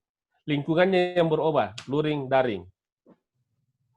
Nah, dalam konteks itu, maka RPS, metode RPS harusnya tidak mempengaruhi. Kalau Unhas menentukan 8 kali daring, kemudian luring, itu kan nanti akan dievaluasi pada minggu ke-9. Siapa tahu lanjut lagi daringnya. Tetapi RPS harusnya itu fleksibel, baik untuk luring maupun daring. Hanya metodenya barangkali, kalau misalnya diskusi kelompok, maka forumnya dibuat 2, kelompoknya dibuat ini, dan itu difasilitasi sekolah, Pak. Saya tidak melihat ada kendala di dalam aplikasi untuk proses pembelajaran daring. Beda kalau kita hanya mengatakan, saya mau pakai Zoom saja ketemu. Jadi kalau saya dipikir saja di RPS-nya itu, Pak, nanti akan kesulitan waktu mau, kalau sudah jadi RPS-nya, kemudian langkah berikutnya mau masukkan di sistem online, maka akan kelihatan di mana titik-titik harus disesuaikan. Karena ini pertanyaan saya, Prof, dan mengukur kemampuan mahasiswa untuk diberikan nilai atau setara dengan kemampuan yang dicapai dalam proses pembelajaran. Ini kan ada komponen sifat, pengetahuan, keterampilan. Pengetahuan saya kira tidak ada masalah dalam sistem daring. Tapi bagaimana dengan keterampilan dan sikap?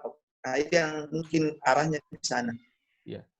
Di sekolah itu, di dalam penilaian, ada komponen-komponen grade-nya, termasuk kehadiran mau dinilai berapa %, itu kan di penilaiannya, tidak masuk di RPS, hanya bobotnya di RPS.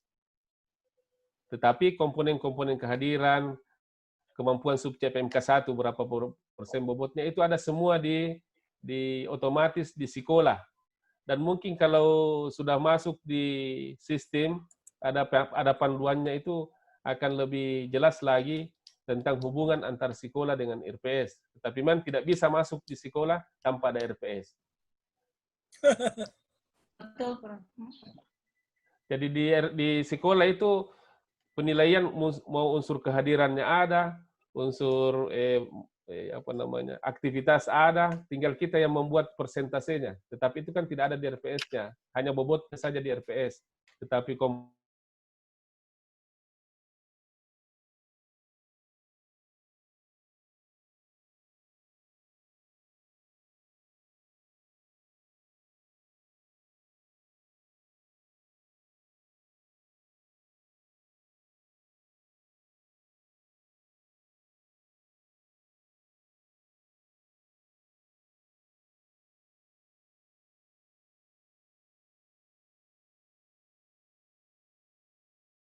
itu lebih capek daripada luring. Coba kalau kita diskusi, Pak.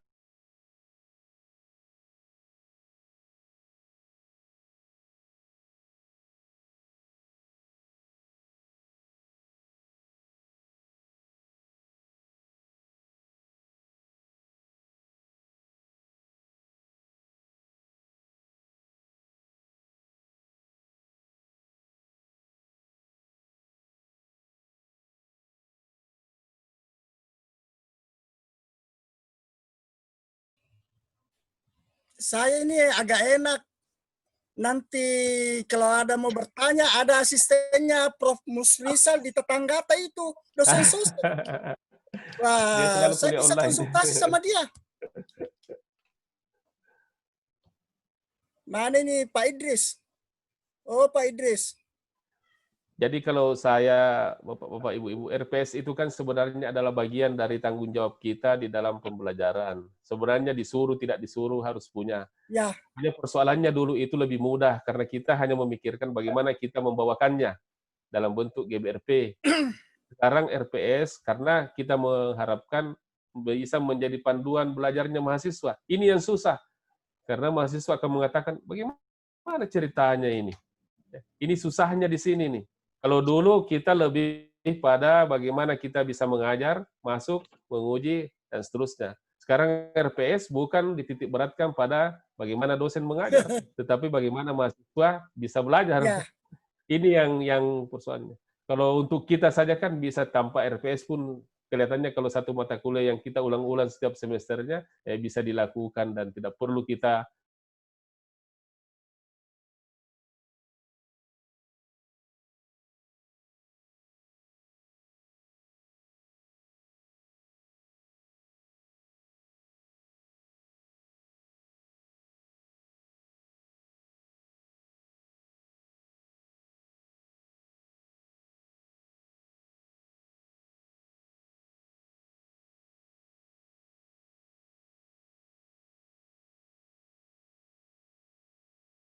bidang sosiologis lebih dinamis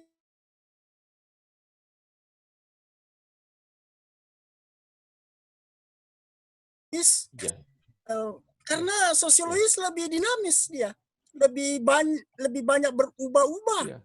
Makanya mungkin kalau sosial itu lebih banyak pembelajarannya itu studi kasus. Studi kasus, Prof. Tidak tinggal rubriknya yang diperbaiki. Iya. Artinya penyusunan RPS-nya mungkin setiap semester atau setiap tahun harus direnovasi lagi. Iya. Karena kan sebenarnya itu RPS, filosofinya, setelah semester selesai, maka mahasiswa akan ditanya, bagaimana perkuliahannya Pak Darwis? Ya. Bagaimana metode yang dia bawakan? Ya. Wah, tangin teori, tidak ada prakteknya. Artinya RPS-nya tahun depan harus diganti sesuai dengan sarannya mahasiswa. Begitu seterusnya siklus RPS ini. Makanya disebut rencana pembelajaran hanya berlaku semester itu. Dan tentu berlaku semester berikutnya. Biasa juga, Prof, mahasiswa suka kalau banyak bumbunya, ceritanya. Intinya dalam suatu proses pasti ada yang suka, ada tidak suka. Sebaik apapun itu barang. Tinggal kita mau lihat setuju yang baik atau setuju yang tidak baik. Betul, Prof. Ya. Pendapat sih kayak ya, Prof. Udah deh, Kak. Baik, Bapak Ibu masih ada. Tidak, sekolah pelajari lagi anunya, videonya. Nanti didalami, buka Adem. Belum bisa masuk sekolah ini pendek. Sekarang sekolah membuat panduan detail Ada tahu langkah per langkah, ya. Mudah-mudahan bisa cepat selesai. Cuma itu Mi Prof, tidak bisa di sisi itu tanpa itu RPS.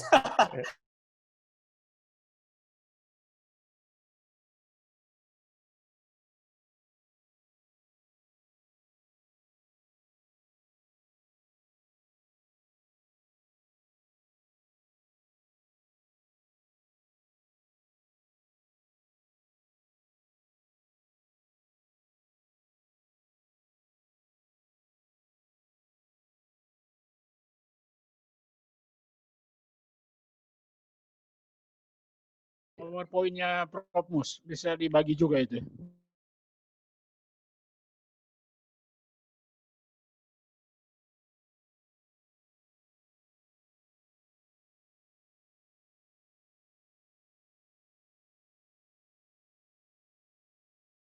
Dicari kita semua sharing.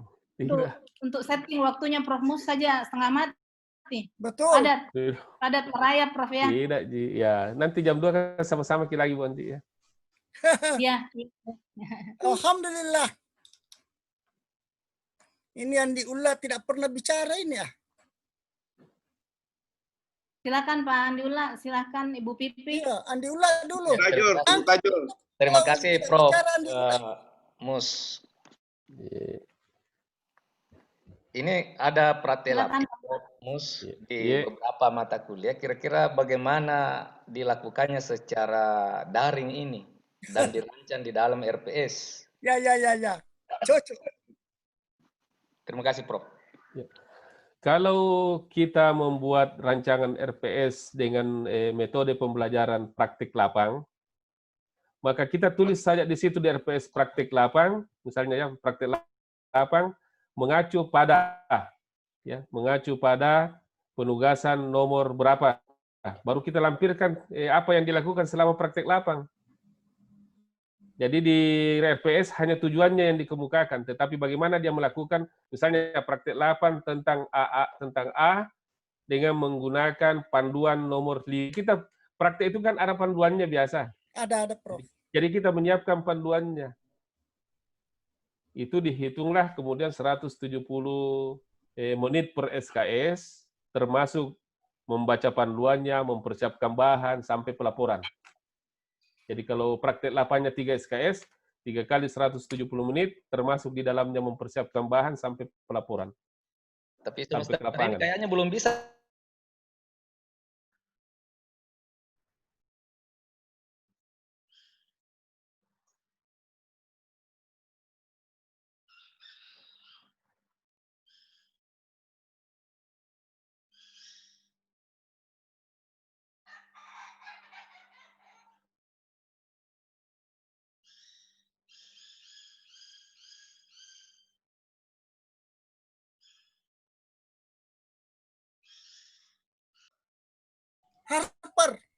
Harper ya.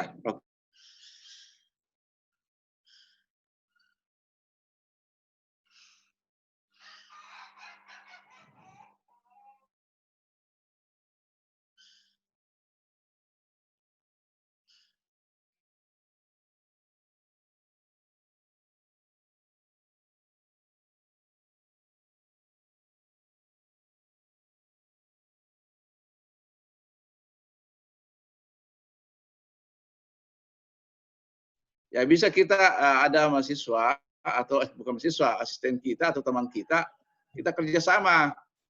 Apa maksudnya isinya ini ya? Jadi ada kelompok misalnya, ya 2 atau 3 berkelompok menyelesaikan 3 RPS. Jadi ada bukan lagi tim teaching ya, tapi tim penyusun RPS. Ya. Saya tuh sudah tugaskan tadi Pak DA dengan Ibu. Siap Prof, siap. Karena ada materi-materi yang penting kita masukkan. Ya. Jadi memang itu RPS dari dulu-dulu ada kita punya. Hanya secara historis RPS itu dibuat untuk memenuhi dokumen akreditasi, dokumen macam-macam karena diminta untuk suatu persyaratan tertentu. Bukan sebagai rencana pembelajaran semester.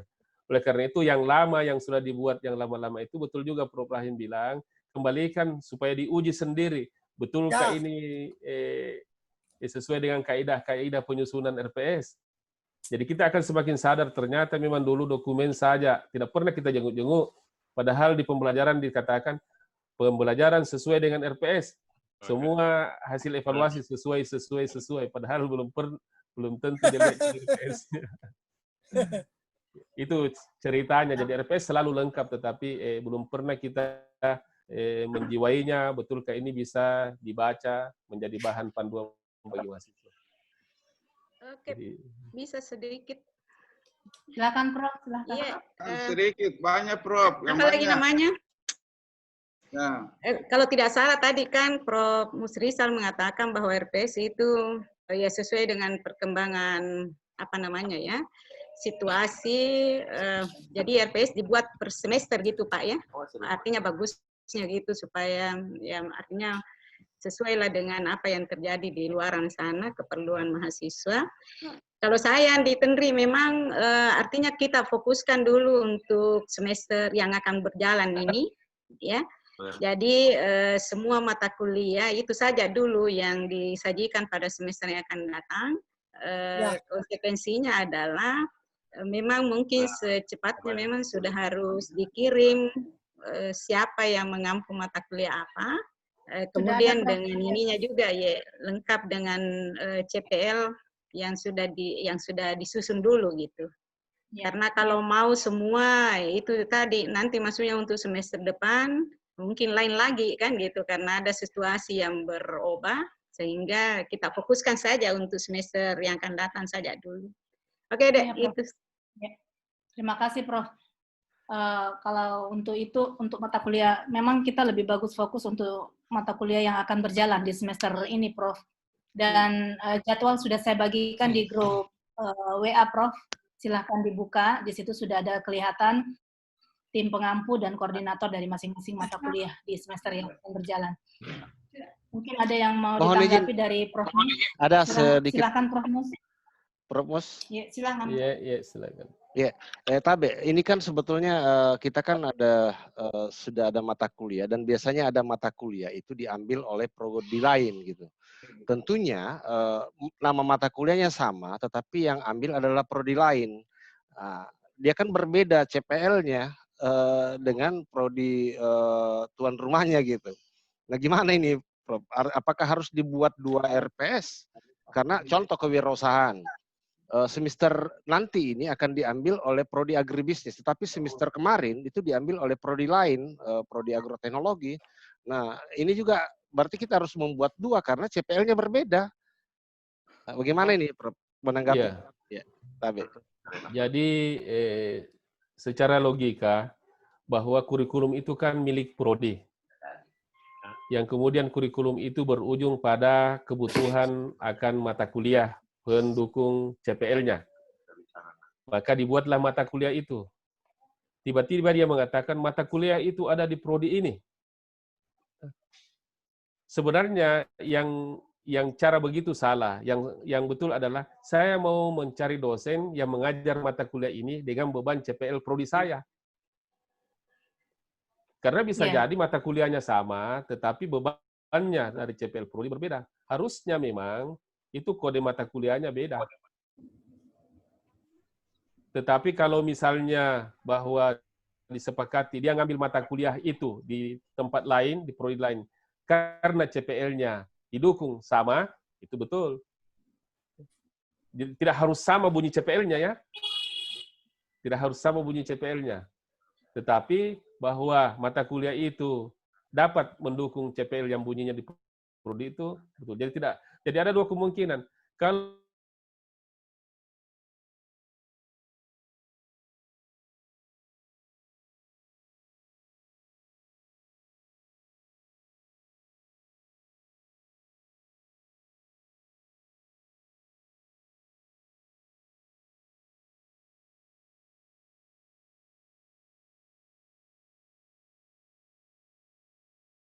sekolah boleh magang kemana-mana, nanti disetarakan dengan SKS sebanyak 20. Maka yang dilihat adalah kalau dia magang, itu mendukung CPL yang mana. Setelah dia CPL yang mana, lihat CPL di bawah CPL itu mata kuliah apa yang mendukung CPL itu. Disetarakanlah dengan mata kuliah yang mendukung CPL. Seperti begitu siklusnya. Jadi orang bisa magang mengajar misalnya di SD, kalau dia ilmu pendidikan, karena CPL-nya mengatakan dia mampu berkomunikasi dengan bagus. Maka CPL itu didukung oleh proses magang. Sama dengan kewirausahaan tadi. Kalau kewirausahaan yang dimaksud misalnya hanya mampu mendesain analisis bisnis, ya, tentang studi kasus di pertanian atau di peternakan itu persoalan lain. Tetapi kemampuan dasarnya adalah membuat proses bisnis, ya tidak apa-apa. Satu mata kuliah sama, satu RPS, karena inti dari kemampuan CPL yang diminta sama. Jadi jangan lihat bunyi CPL-nya beda, tetapi substansi dari CPL itu di kata kerja aja dan konteksnya. Lihat di kata kerja dan konteksnya. Karena persoalan substansi itu persoalan bisa studi kasus. Pertanian yang peternakan misalnya, atau apa. Apalagi kalau sama-sama pertanian, saya kira tidak terlalu jauh beda untuk kata kerja dasar dari CPL-nya masing-masing. Kita lihat saja dukungan itunya. Yang beda adalah barangkali bobotnya. Karena di prodi ini bobotnya kewirausahaan ya akan lebih tinggi daripada di tempat lain misalnya. Oh, iya. Saya gitu Pak Rusli. Iya, makasih Prof.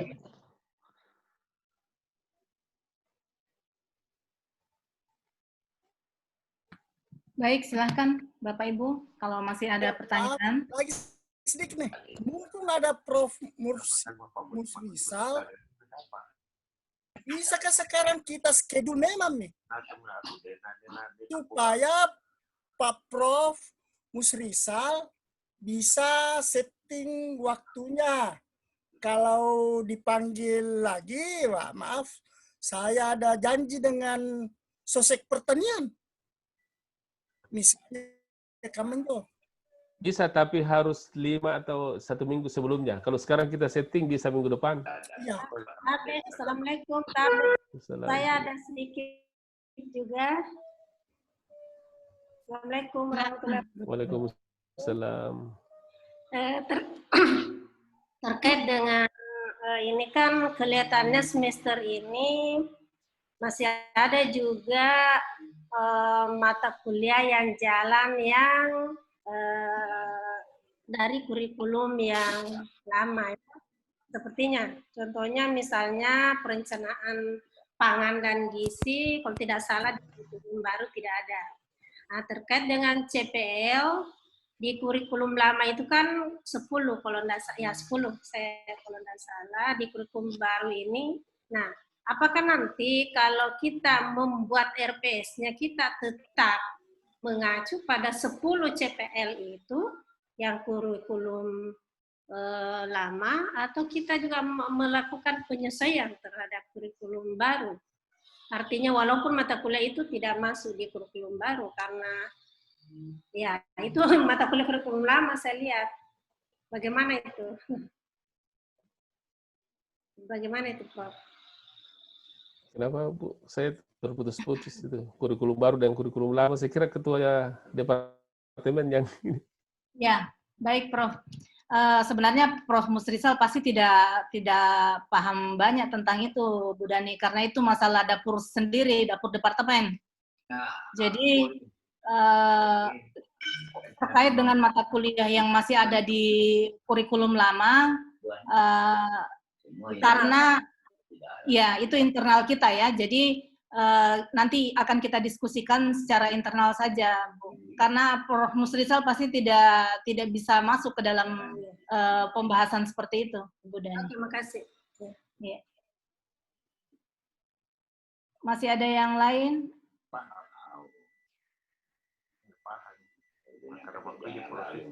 Prof. Muslim ada, tapi tidak ada suaranya.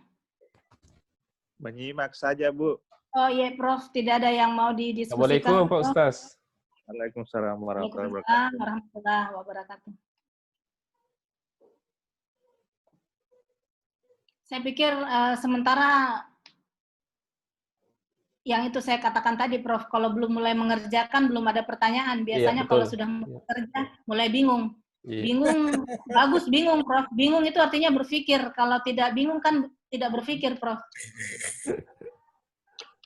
Jadi ada baiknya barangkali kita sepakati untuk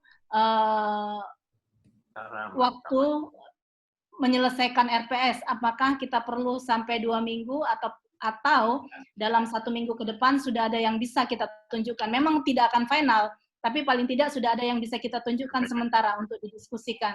Bisa 1 minggu mau. Ya.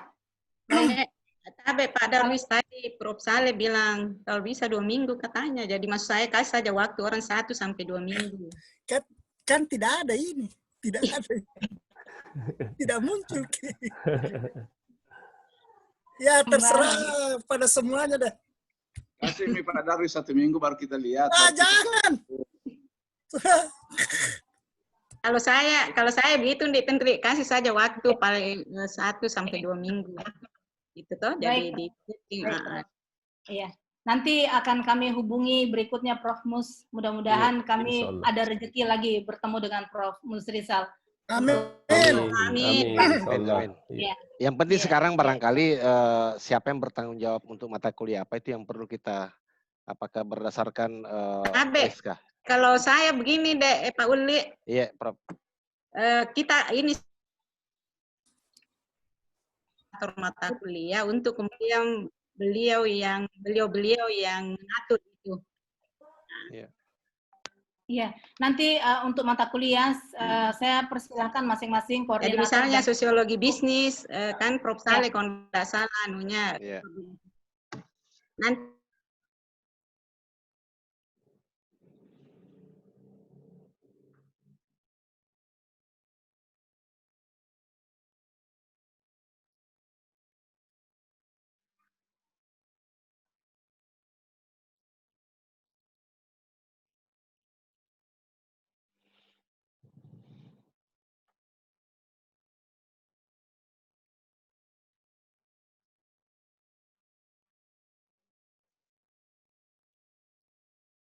Ya.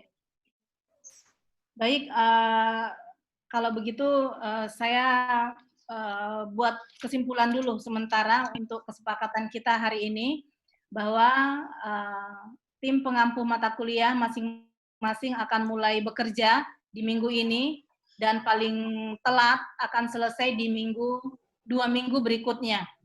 Dan sementara berjalan kami dari departemen akan terus memantau progres dari masing-masing tim mata kuliah untuk melihat sejauh mana RPS yang dibuat dari masing-masing mata kuliah atau tim itu sudah bisa dilaporkan atau sudah bisa ditunjukkan melalui forum seperti ini nantinya.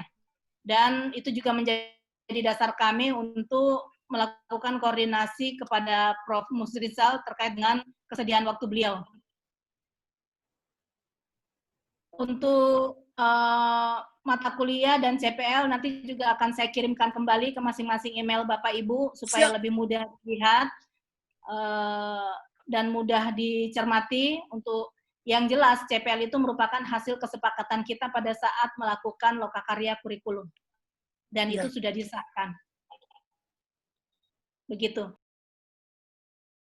Prof. Mus, kalau tiba-tiba ada hal yang ingin didiskusikan, kita akan menjapri. Mudah-mudahan ada waktunya untuk membaca, silakan. Prof. Ya. Apresiasi, terima kasih atas kepercayaannya.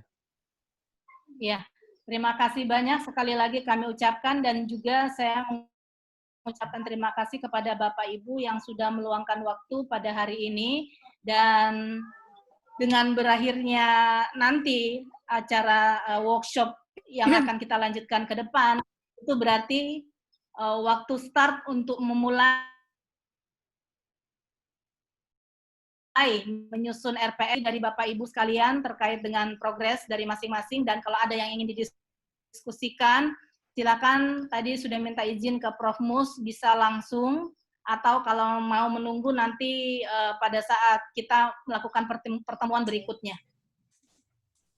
Terima kasih semuanya dan salam sehat selalu. Billahi taufiq wal hidayah. Wassalamualaikum warahmatullahi wabarakatuh. Waalaikumsalam warahmatullahi wabarakatuh. Terima kasih.